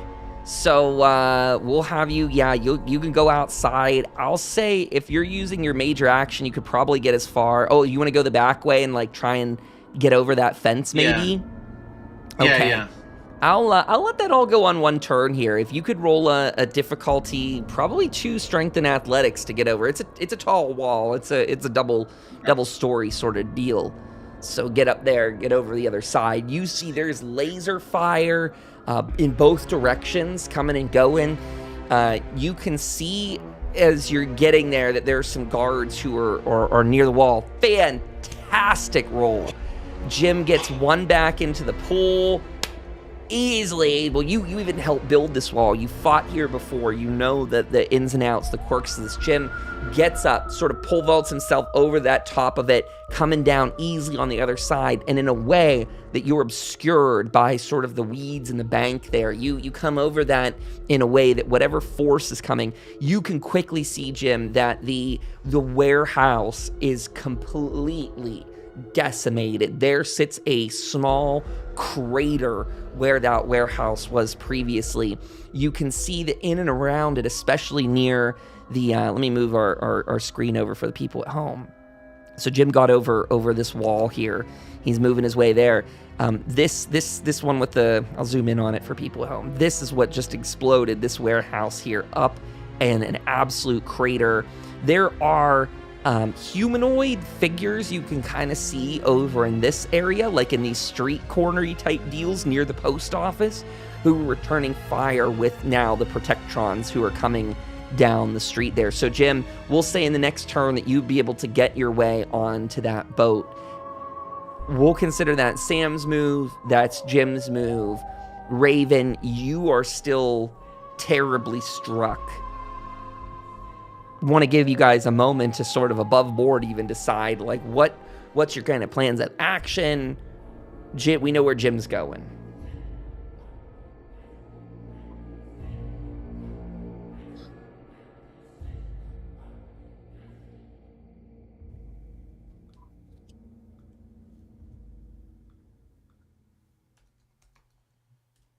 I myself, after Raven's turn, will likely kind of run and do very much the same thing as Jim. I'm going to try to get to the bunks that we usually stay out where I left my stuff at. Okay, your bunks, yes, directly in front of where all the street fighting is going on. What a time.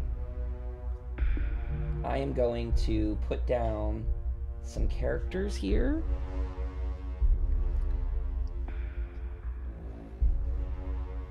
Of course, these are fill-in characters that I'm using on the screen.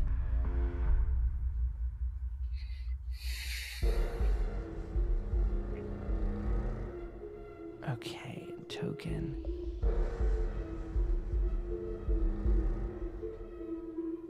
Okay. Got him. Hopefully this will work, because I've got so many NPCs on the frickin' map here. We're gonna blow up alchemy tonight, folks. So your protectrons are responding. I don't know where they all are, but they're around here. Alfred's probably at the courthouse still. We'll say the protectrons, they're responding quickly because they're already, like, part of that deal. They were already up there, kind of like, you know, watching out what was happening. Okay. Raven's typing. You should be, I think you need to maybe use an action to get back on your feet. But then you'd have your minor action to get going. At least that's what I'm going to say after you fell out of a courthouse. Or a bell at a rafter.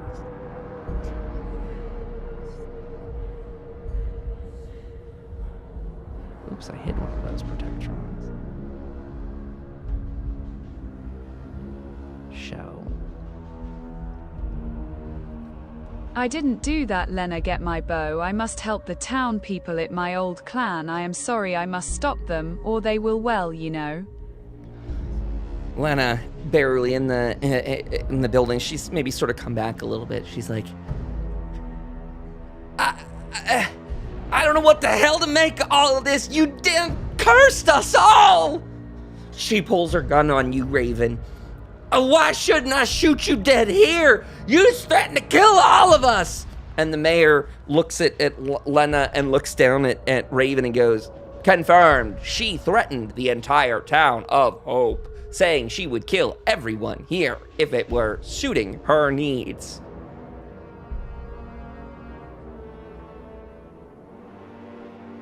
You guys hear a continued scream. There is some gunfire going on out there.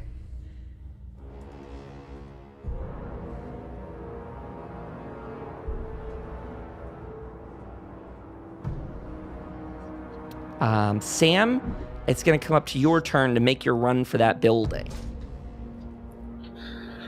I'm going to butt in on this conversation. Sure. And say that if you kill her, that's one less person to help defend this town. Now can we stop this madness and get done what needs to be done? She just threatened to kill us all a moment ago. Are you all mad? And Sam, for the first time, and I think the most stressful time in Sam's recent history of all these people, Lena points her laser rifle at you out of sheer desperation. This is in the moment of chaos and explosions and shattering glass and bullets hitting things and shrapnel from wood and the walls and the bricks flying. And Lena has a gun pointed at you in the courthouse. The mayor has his lasers pointed at Raven in the courthouse. And oddly enough, Jim, who had got out scot-free, the one who this whole thing was called for, is the only one who does not have lasers aimed at his head. Lena, you are right, I said I could, but I didn't. Look, we don't have time, you can hang me later. Okay, I tell you everything, but let me help I save you. Form the APC.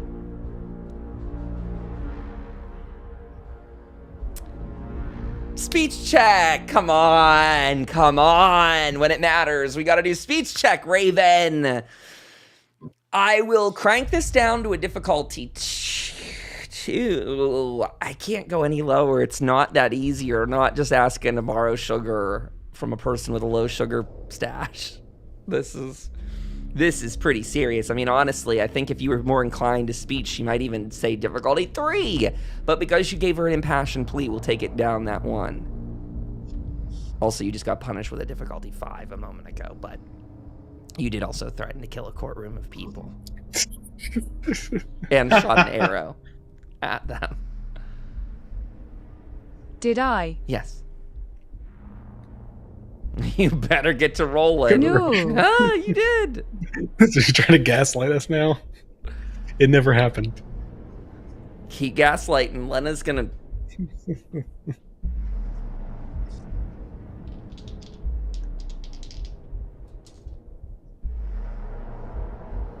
Can I buy app?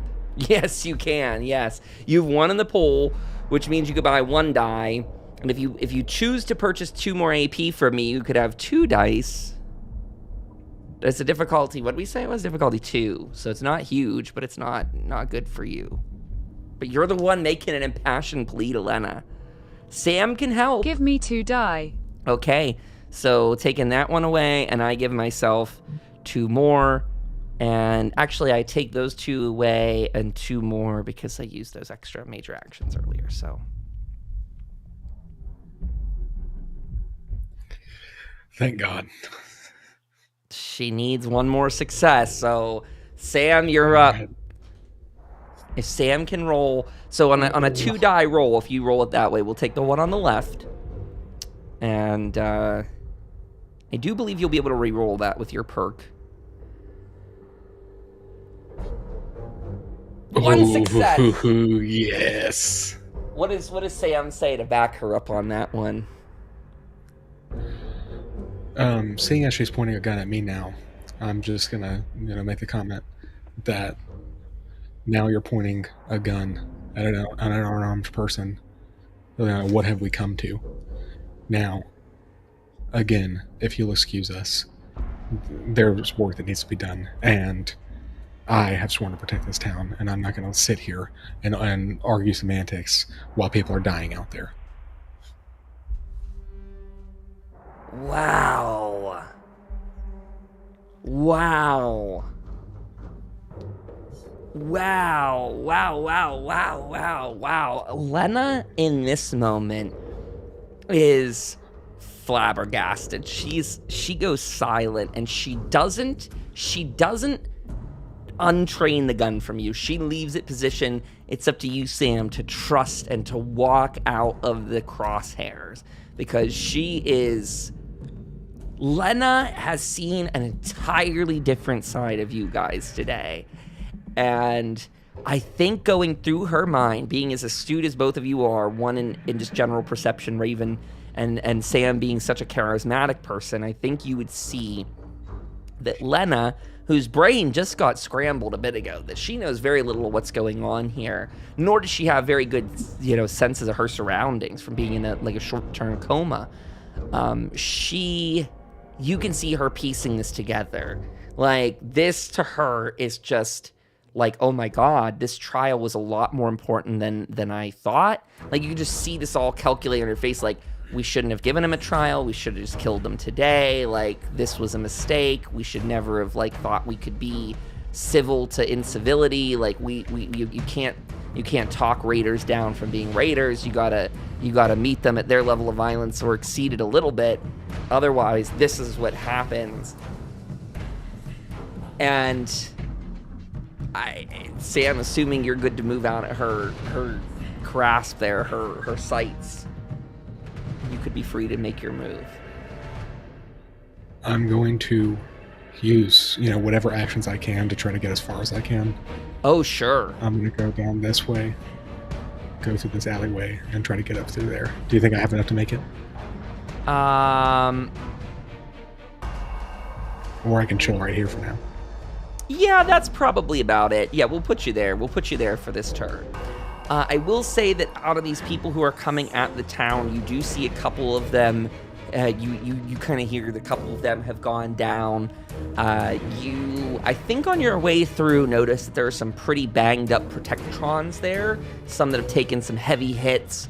Really kind of, bits of their arm are missing. Kind of arm of a Protectron skid across the ground as it was blasted out of its joints there. It's a pretty harrowing fight, and I think, Sam, as you're running down the street, you see there's a plethora of dead people strewn throughout here. This was a very docile meet up. These were people that were just out here doing like street festivity type of energy, and there's just a couple downed settlers here. It's a pretty gruesome fare. There's like I said, burning debris.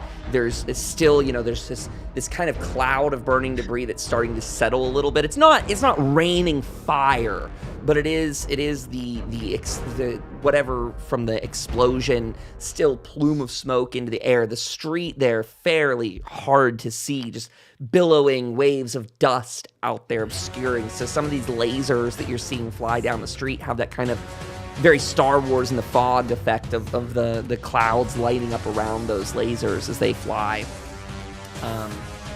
Yes, you make it to there. Jim will make it. Jim, we'll go to you here for a second, although I don't know what we're doing with Raven exactly. Raven, I think, just used her turn in trying to get out of that pickle.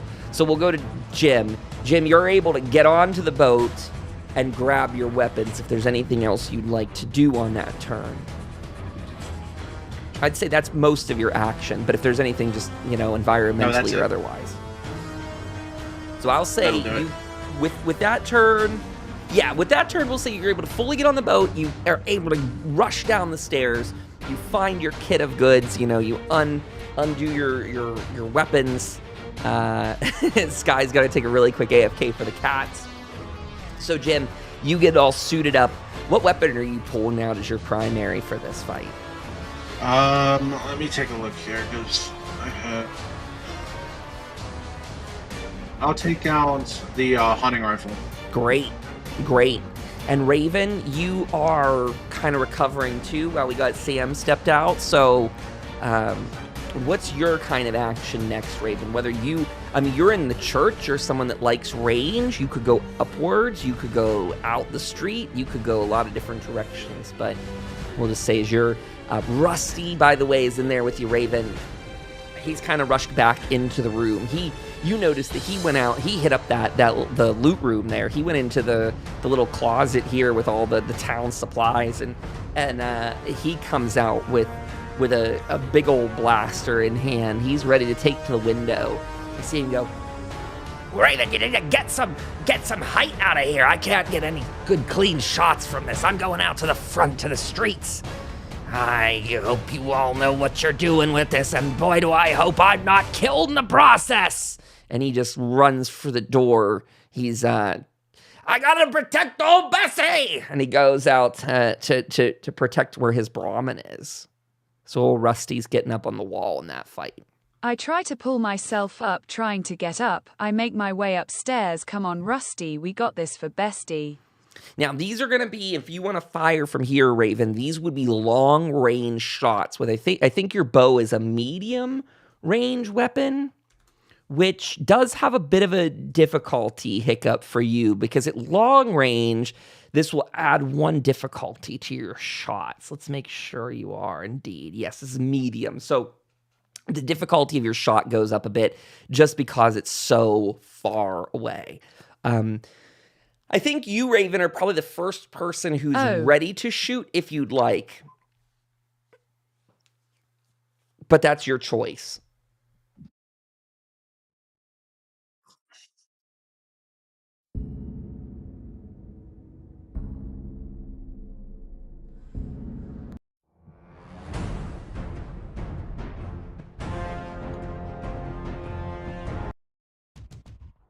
Sorry, I'm changing music, but also, I guess this thing can't do multiple effects at once.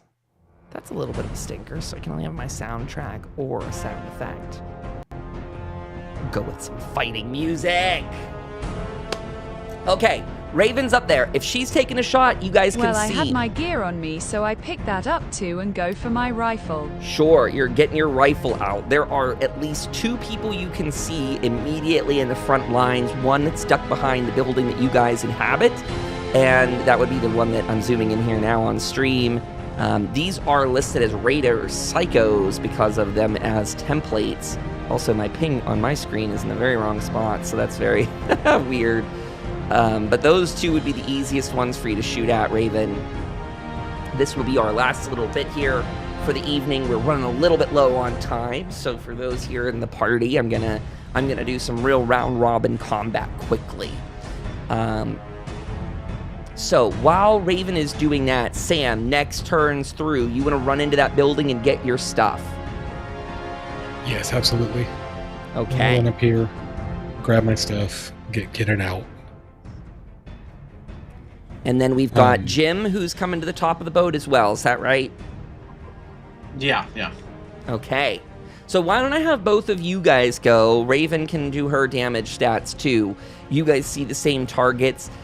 If you want to get into closer range, you absolutely can. Jim, you're probably at long range on that as well right now. And Sam, you're in a building, so obviously not line of sight. For you to do that turn, though, Sam, I'm going to say all in one for you to go in there and get kitted out. I'll say even on that one turn, you could come to the door on your way out of that spot.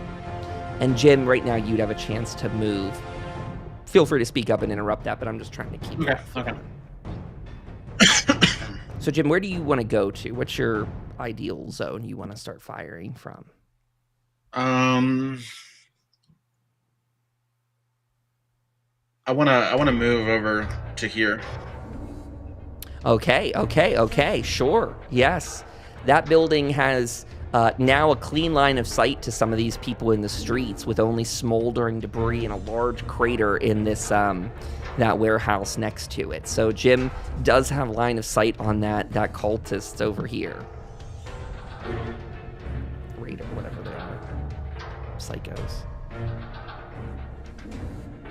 Alright. That was my major to move, right? That'd be your minor to move that one. Okay, then You still get your major. I'll go ahead and shoot one. Go for it. All We'll right, say that's let's see. medium range there, too.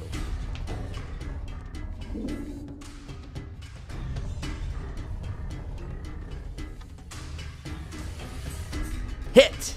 Okay, let's roll us up that damage. And while Jim rolls some damage for that person, Sky, where were you going to? You're on your one to come out, and Raven, did you decide on your shot? Aiming at the chest dive center mass. Yes. When you make a ranged attack, you may choose to strike your target's torso location or equivalent. Use a different without increasing the difficulty of the attack. In addition, you may re-roll 1d20 when making the test for your attack. Got it. So you're aiming at the torso, so no difficulty increase. However, this is still a difficulty 2 because of the range. But you may re-roll 1 now. You may also use your aim action at this stage. So you could aim. Okay, great. Well, you need to roll your actual chance to hit there, Raven, instead of your damage for it. But Jim logged in a good 6 points of damage to, we're going to say, the left arm of this person here. So 6 points of damage to their left arm. That is painful. And that also is a crit to the arm. Let me make sure they have no... equipment or anything that takes away from that. It might. No, they don't. Okay, yiko. Bam! Bad hit to that one. They're holding the gun. What did we say? This left arm. They're still holding their gun in their other hand, but you see them take a massive hunch over hit, and that is the same one that Raven gets 4 successes on, which means 2 points back to the action point pool for the team, courtesy of Raven. Thank you to whomever put that in there.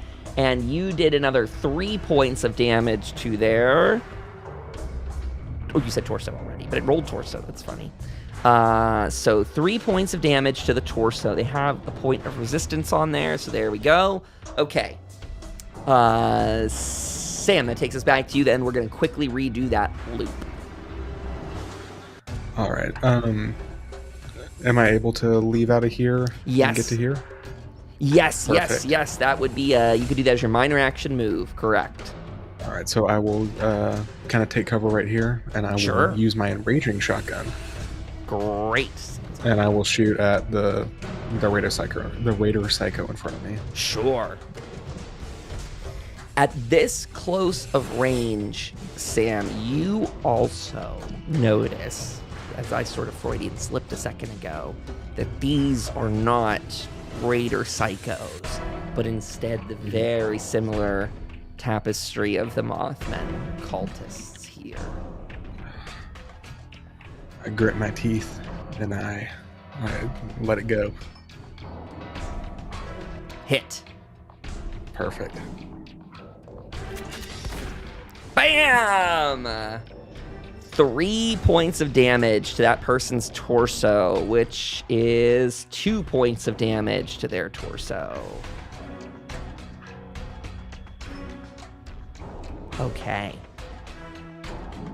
I am going to pivot over to that person, that raider now. They are going to, having seen you be this close, Sam, they are going to whip around their double-barrel shotgun at your location. And I believe one will hit you, one success to hit. They landed a smashing 7 points of damage to your right arm. And let me see, because they probably have Vicious on here, which is...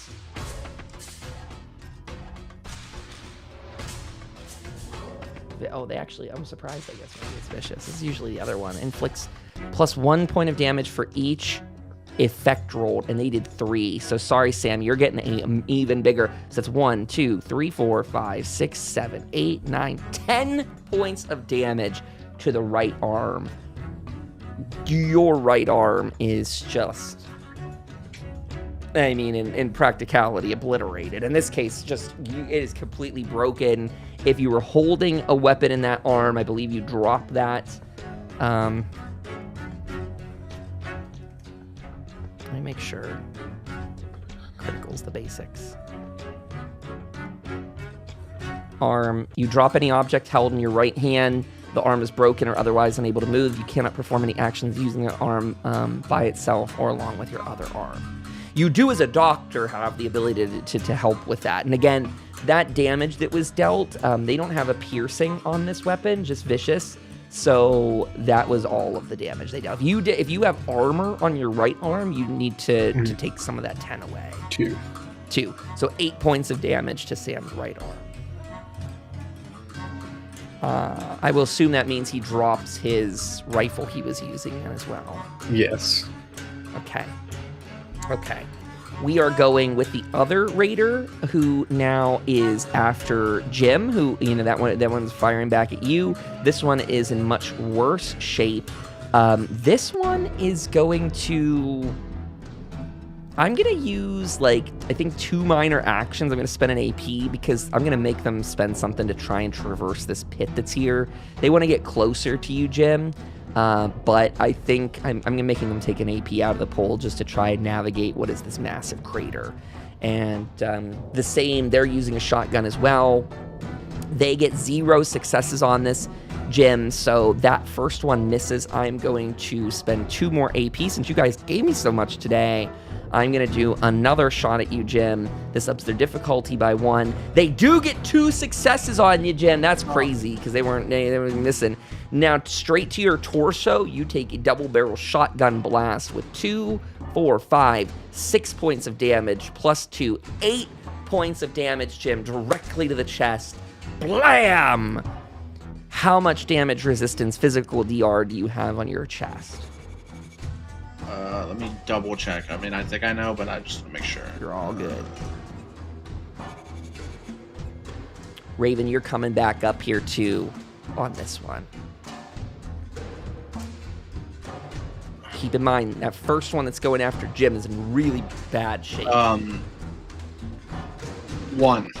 1 DR. So you take what we say was 8 damage. You take 7 damage to the chest, which 7, you begin to bleed heavily.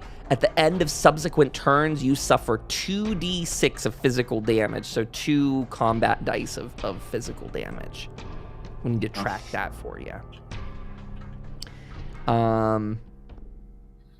Does that put us back around? Pardon my brain here. So I just did those 2. So I think we're back to Jim and Raven. I'm doing Jim, Raven, and then Sam, and then the Raider, the Raider psychos that I'm on my list. Sorry, I would use the tracker in game. And by the way, as an above board thing, we're really thinking of moving to Foundry here soon.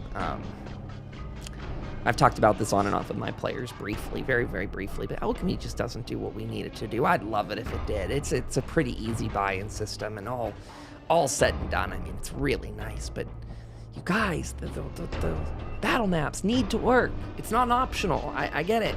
I get it. It's like, you probably think I'm saying like, oh, Kyle, you don't like the brand of sprinkles we're putting on the ice cream. The sprinkles don't matter. It's the ice cream that matters.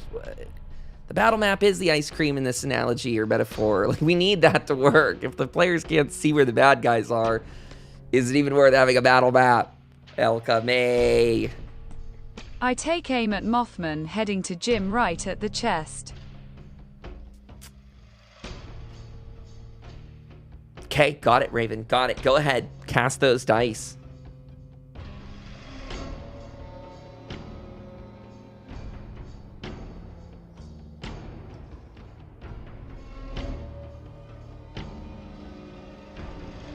Three successes. Raven's just generating that AP. That's one back into your pool, because again, you're still at 2.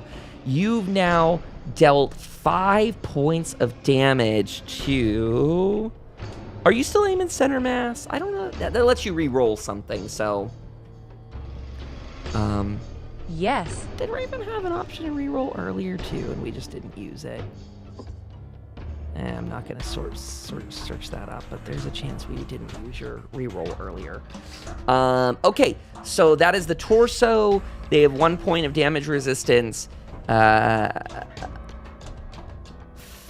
points of damage on that psycho then.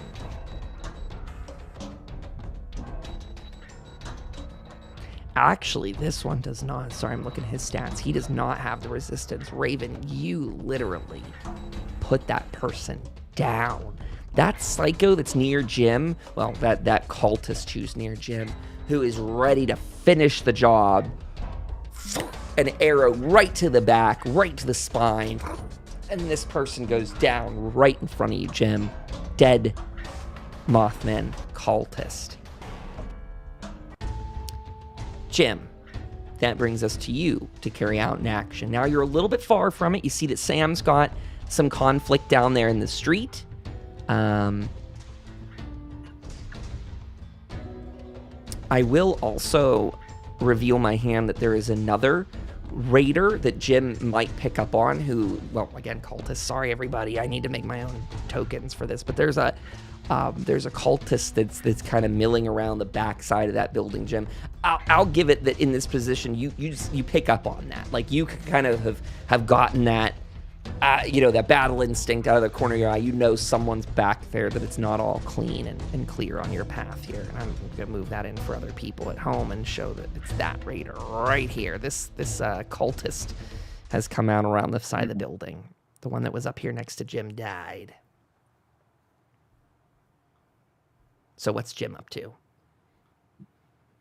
I'm crawling back in because I'm hurt. I gotta get my stim pack out and use it. Go for it. I think a stim pack is a minor action. Yeah.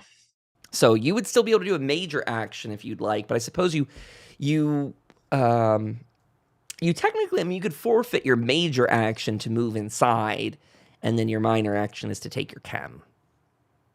Yes. Or you could still utilize some of that if you wanted to do it in a different way. Like, you could spend an AP to take that chem, you could move and shoot still. No, I'll just do the first way. Okay. Then very good. Then Jim will end his turn in there, yielding it over to Sam in his bloody alleyway battle here with this cultist. I will use a minor action stim pack to heal my arm.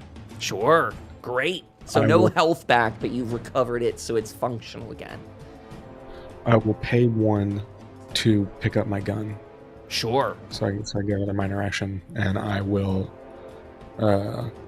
use my major to attack him. Got it. Go for it, Sam.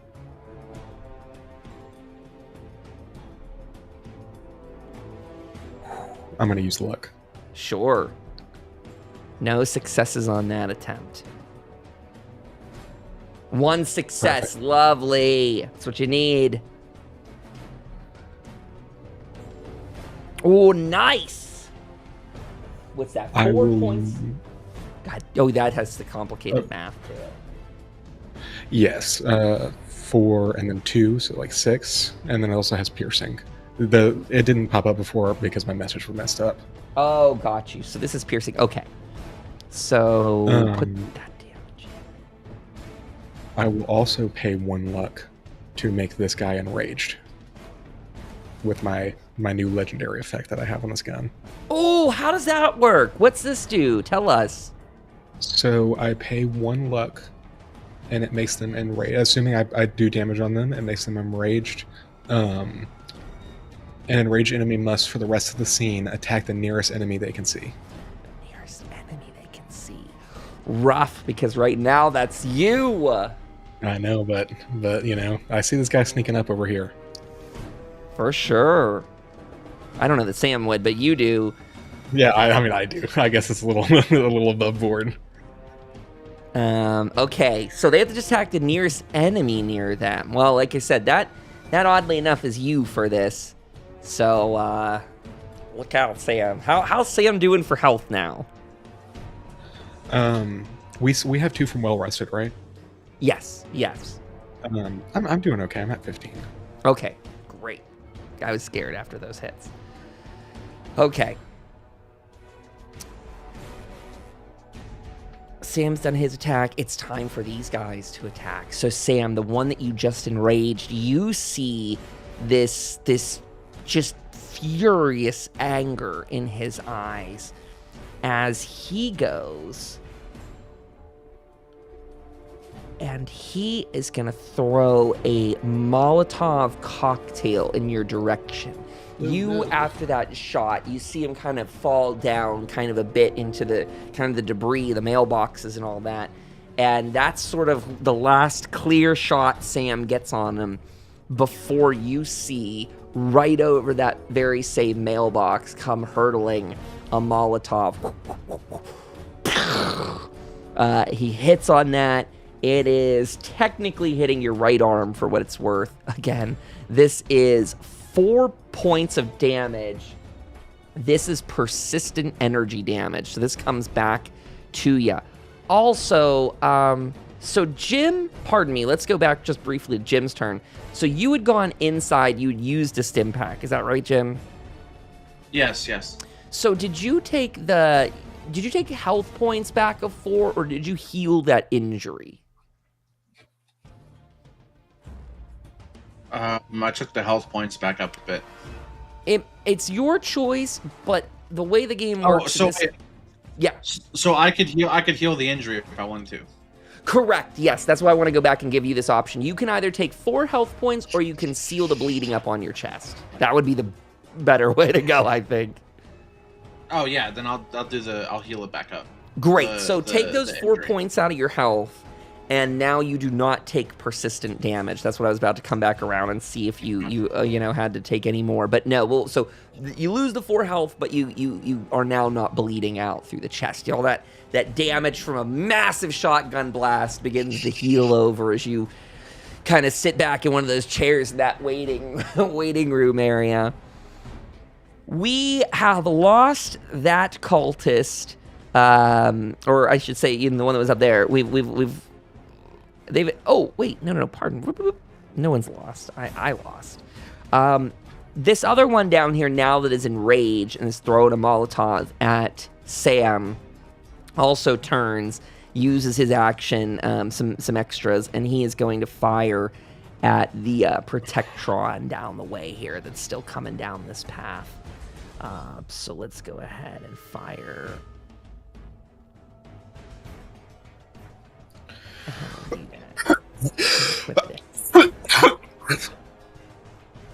3 points of damage to a Protectron down the way. Okay. Nothing major on that one. A little distance to a shot, too. As Sam rightfully said, or noted, we do have another raider coming up the side here. Sam, he's coming to you in the alleyway. It's more of a surprise to him that he's even running into you down there. He's gonna go for an attack on you as well. This guy coming in with a machete. I'm going to spend an extra point to make sure he can get there in one piece. He comes in the whole way on ya, and he still swings and misses, and I'm going to see if I can take 2 more out of my pool and give him an even more difficult one. Come on, buddy.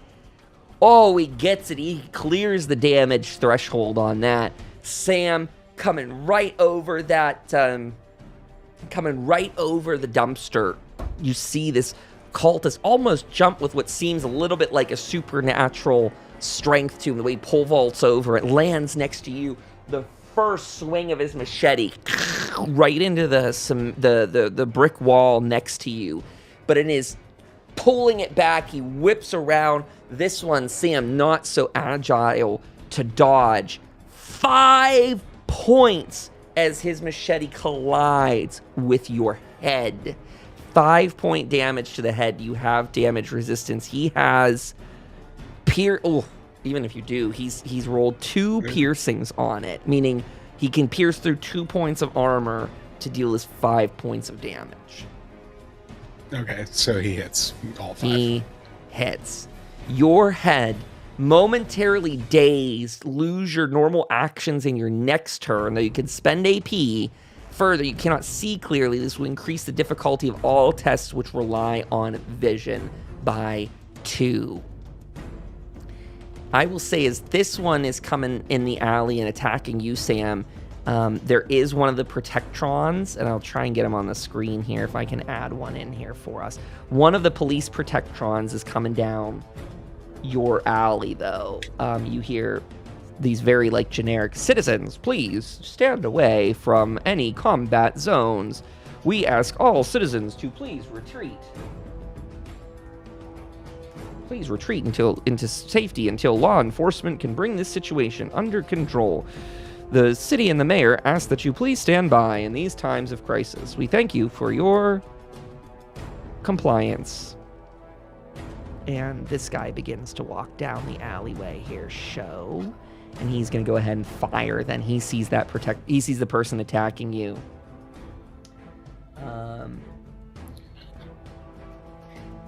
He gets a whopping, that's a great hit for him. How much does this guy have left? Oh, he takes that guy. He takes a huge amount of the health and the one next to you, Sam, dealing 8 points of damage to that one. That guy that came after you.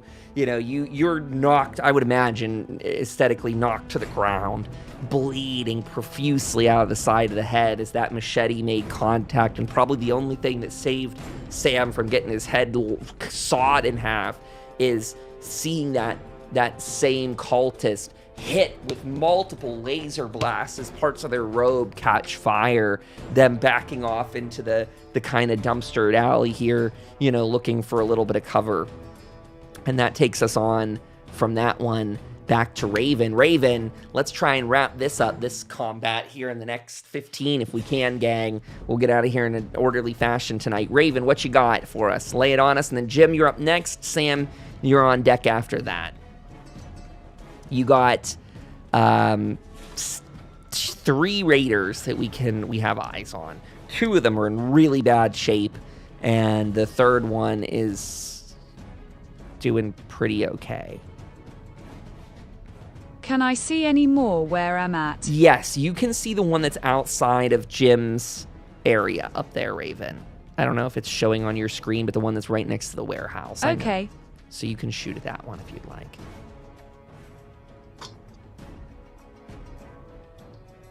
I'll say also these Protectrons are making their way down the street as they're considering these areas to be sort of cleared. They're making sort of a police wall, even as loose as they can, of, 2 Protectrons up there. The one went down towards Sam. There's probably one more out there. And then there's the mayor that was in the building. He's probably come out to the street to join that line. We'll say he's coming up this way too. He's probably Take aim and center mass that turkey. Sure. Go for it, Raven. Center mass that turkey! You can aim too, by the way, if you'd like to use that as your minor action. So with an aim and center mass, you can reroll both of those dice. So why don't you go ahead and do that for us? Unless you hate the idea of aim, in which case you don't have to, but 1 success. That arrow falls short. You see it just it's kind of that person's probably obscured in the smoke over there. That's kind of barring them from it. So that puts us back to Jim. You're up next. You're inside. There's the one cultist who's coming out. He doesn't really seem too directly interested in that building, so you presume he doesn't really know you're in there, but you kind of see him out the window, right behind where you saw Rusty sitting at that counter before. You can kind of see him pass by there. So, Jim, if you're ready. Yes. Let me see here. I'm curious. Oh, okay, yeah. Okay, cool. So then I'm going to pull out my double-barrel shotgun. Sure.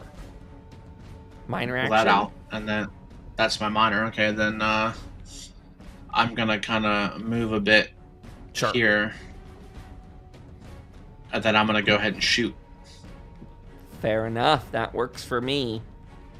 So you can even, hit him through any of those windowed spots. So let's...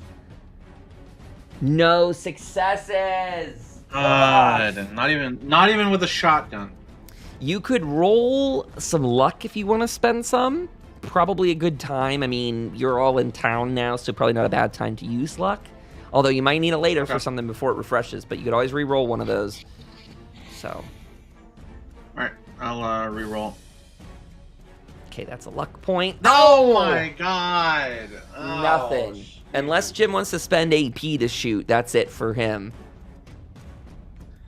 Well, folks, that's it for me. That's it for him. Okay. That puts us back to Sam, who's in an alley with 2 cultists and a Protectron. I will pay 1 to heal my head. Because I have to use AP to move, right? Yes, you do. Oh, I'm so yes, you do. Let's double check that roll again. So it said because this is a headshot, you lose your normal actions, both minor and major, on your next turn, though you can spend AP for extra actions as normal. So I'll pop a stim pack into the dome. Okay, so you're spending 1 AP to use a minor to stim pack the old noggin. Yes.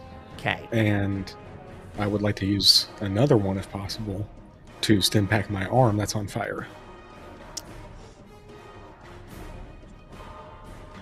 That's a great question. I'm just curious. I'm keen to let this happen, but how does that layer of things work? Because you are spending 1 to heal it. There's probably some rule that says like, well, it doesn't happen until your next turn, but I'm letting you do it even if it isn't a rule, whatever. It checks out. The math's out to me. So you are double stim packing on that turn. Okay. Yes. Got it. And then can I pay 2 more to do a minor or to do a major? Ooh, so you have used the 2 AP that were in your pool, right? Yes. And now you're looking to spend, you'd be going into the negatives, buying 2 from me? Yes.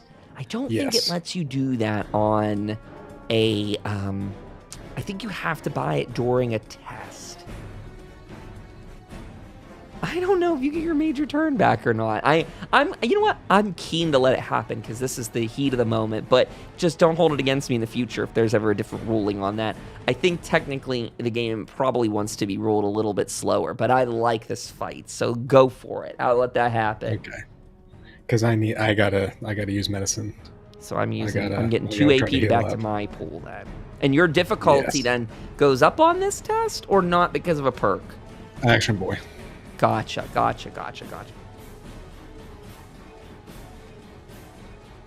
Nice. Great. 1 back to the pool then. So I'll heal up 6 AP or 6 HP with that. Yes. Yeah. Oh, yeah. That's all correct. And I'm good to pass it on now. Awesome. Okay, except that means it's coming to these guys. And I'm going to say that the raider who's been picking on you the most is afflicted by the enrage. And so they're going to go for the Protectrons that are really coming close to them. 2 successes. That's 5 points of damage plus 3. They do 8 points of damage, blasting one of the Protectrons that unfortunately succumbs to its damages. The one Protectron is down here in the street. The Raider is going to, use more on the next one. Blam, blam, blam, blam, blam! And, did it not roll everything I needed? It rolled damage, but it didn't roll its chance to hit. Is there something wrong here? Okay. That one misses. Okay. So that guy's done. Now, the one that's with you in the alley by the dumpster, this one who had a machete out. Are they going to machete again? I think they're going to minor action to pull back out one of their shotguns. It's a very shotgun-heavy crew tonight. And they're taking aim at you, Sam.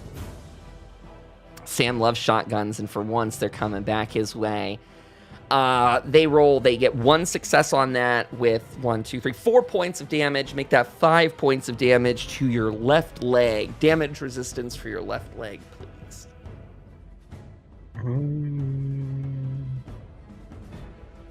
Oof, I'm not wearing anything. Oh no. So that is a crippling effect to the leg. You immediately fall prone as your leg gives out under your weight. You can no longer take the sprint action, and the move action is now major. Unfortunately, spending 2 more of my action points, this person rolls 3 successes, meaning they get another hit on you, and I also get a point back to my pole. They have now done 2, 4, 6 damage plus 2. That makes 8 to your head, Sam. Another 8 from their second shotgun blast. Is there no piercing? No piercing. Okay. Good lord. I have 2 damage resistance. Oh, good. So that takes it down. So that's just 6. I have 1 HP left. Oh, no. Oh, my God. Hang in there, Sam. Oh, my gosh. You got this. Okay. Pray for the Protectron, not Sam. Protectron, number whatever. Police Protectron comes around the corner, and Citizen, it was requested that you take shelter in this time. And he sort of like pushes past your sort of like totally dazed, like I don't even know what shape Sam's in. Protectron does great, gets 3 more points of damage on this person. They do not have much health left. We will have that Protectron fire again. And that Protectron does it. That is by the absolute skin of its teeth. That is enough. That one is down. That one is dead. That Raider is just, I want to say almost in a sense, just absolutely pasted against the wall. That Protectron marching right over you, Sam. This is one of those rare moments where from that vantage point, you see how absolutely deadly and destructive these machines can be, though they're kind of made fun of and sort of laughed off as these just really like clunky, brutish bots. They're not nearly as finessed and agile as a Mr. Handy, but you see how, especially in a pre-war situation against unarmed protesters, this thing physically takes up the entire alleyway. You could just hear the bellowing voice from its vocabulator ring through the streets as it's telling you, like, get out of the way. You can really see how cold, and I don't even want to say calculating it is, it's just following a parameter as you look over and see where it's blasting, and it is disintegrating bits of this guy up against the walls. He's completely pinned, and you see shot after shot just evaporating, vaporizing pieces of their face, their skin, their skull, until just a loose husk of clothing falls, in a pile there as it begins to turn and head up this direction, now blocking that path for you.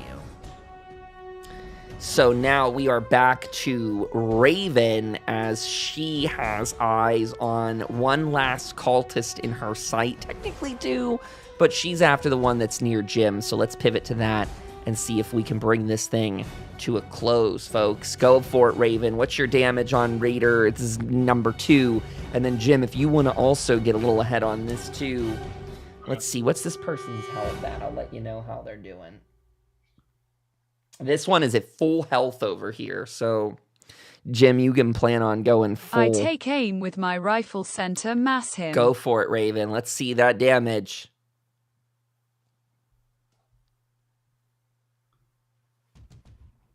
Oh, well, you've been aiming on, we've been, saying that you're aiming here. So you can re-roll that 20.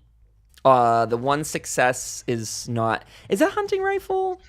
What rifle is this? That rifle, is it medium or long range? I don't know if the rifle is difficulty 1 or it's probably medium range, I guess. Knit sure. Is it the hunting rifle? Good question. I think it's that one probably. Medium range. So her difficulty is probably a 2 on that. Yes, with scope. I don't know if the scope does. What's the scope do? You'll have to have a note about that. I do not.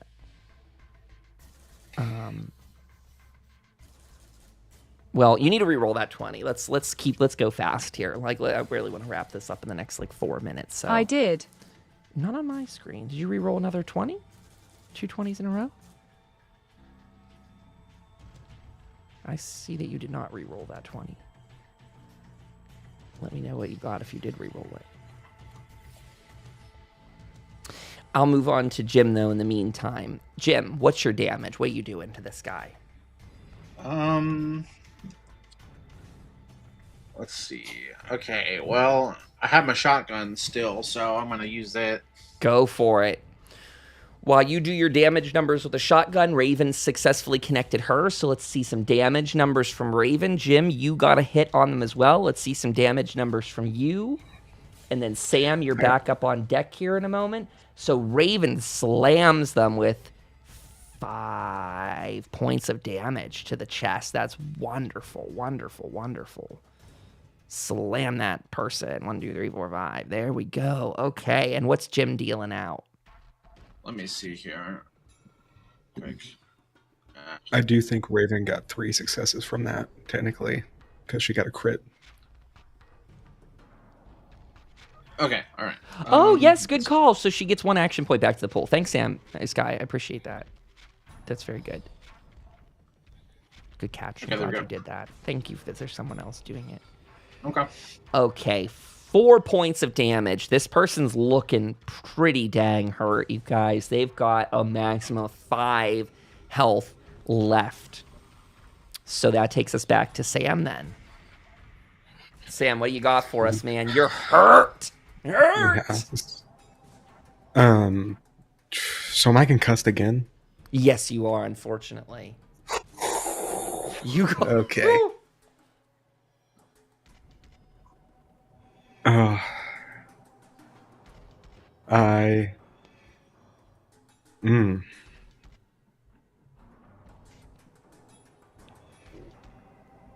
I mean, I guess I'll... Because, hopefully they're about to kill him.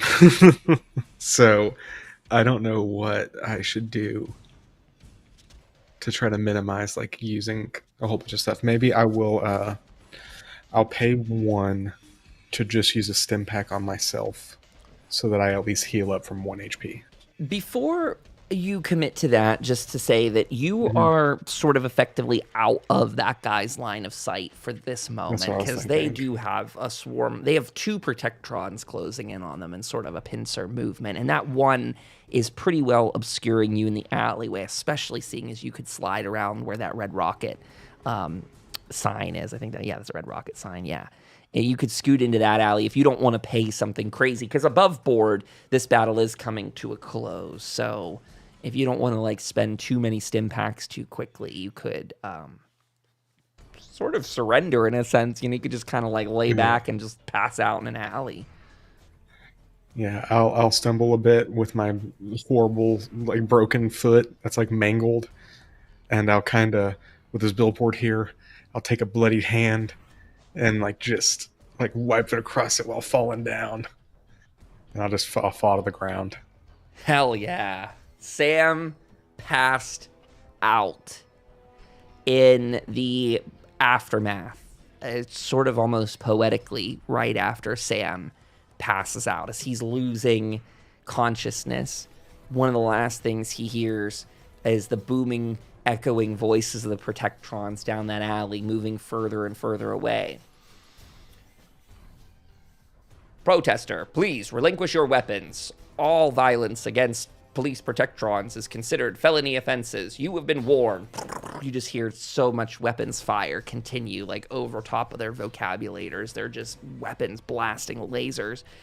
And until it comes to a halt, Sam passes out as that's going on in the background. And that cultist there in that alleyway comes to a close, leaving us with just one more as the Protectrons sort of lurch up, moving a little bit closer towards Jim and Raven's location. Can Jim and Raven take out this person on their last go? Why don't you two do those damage calculations for us one more time? I'm assuming no one's doing anything too crazy. Maybe they are, but I doubt it. Who's got what on this one last cultist? Drop us some numbers. Take aim and go, Agent.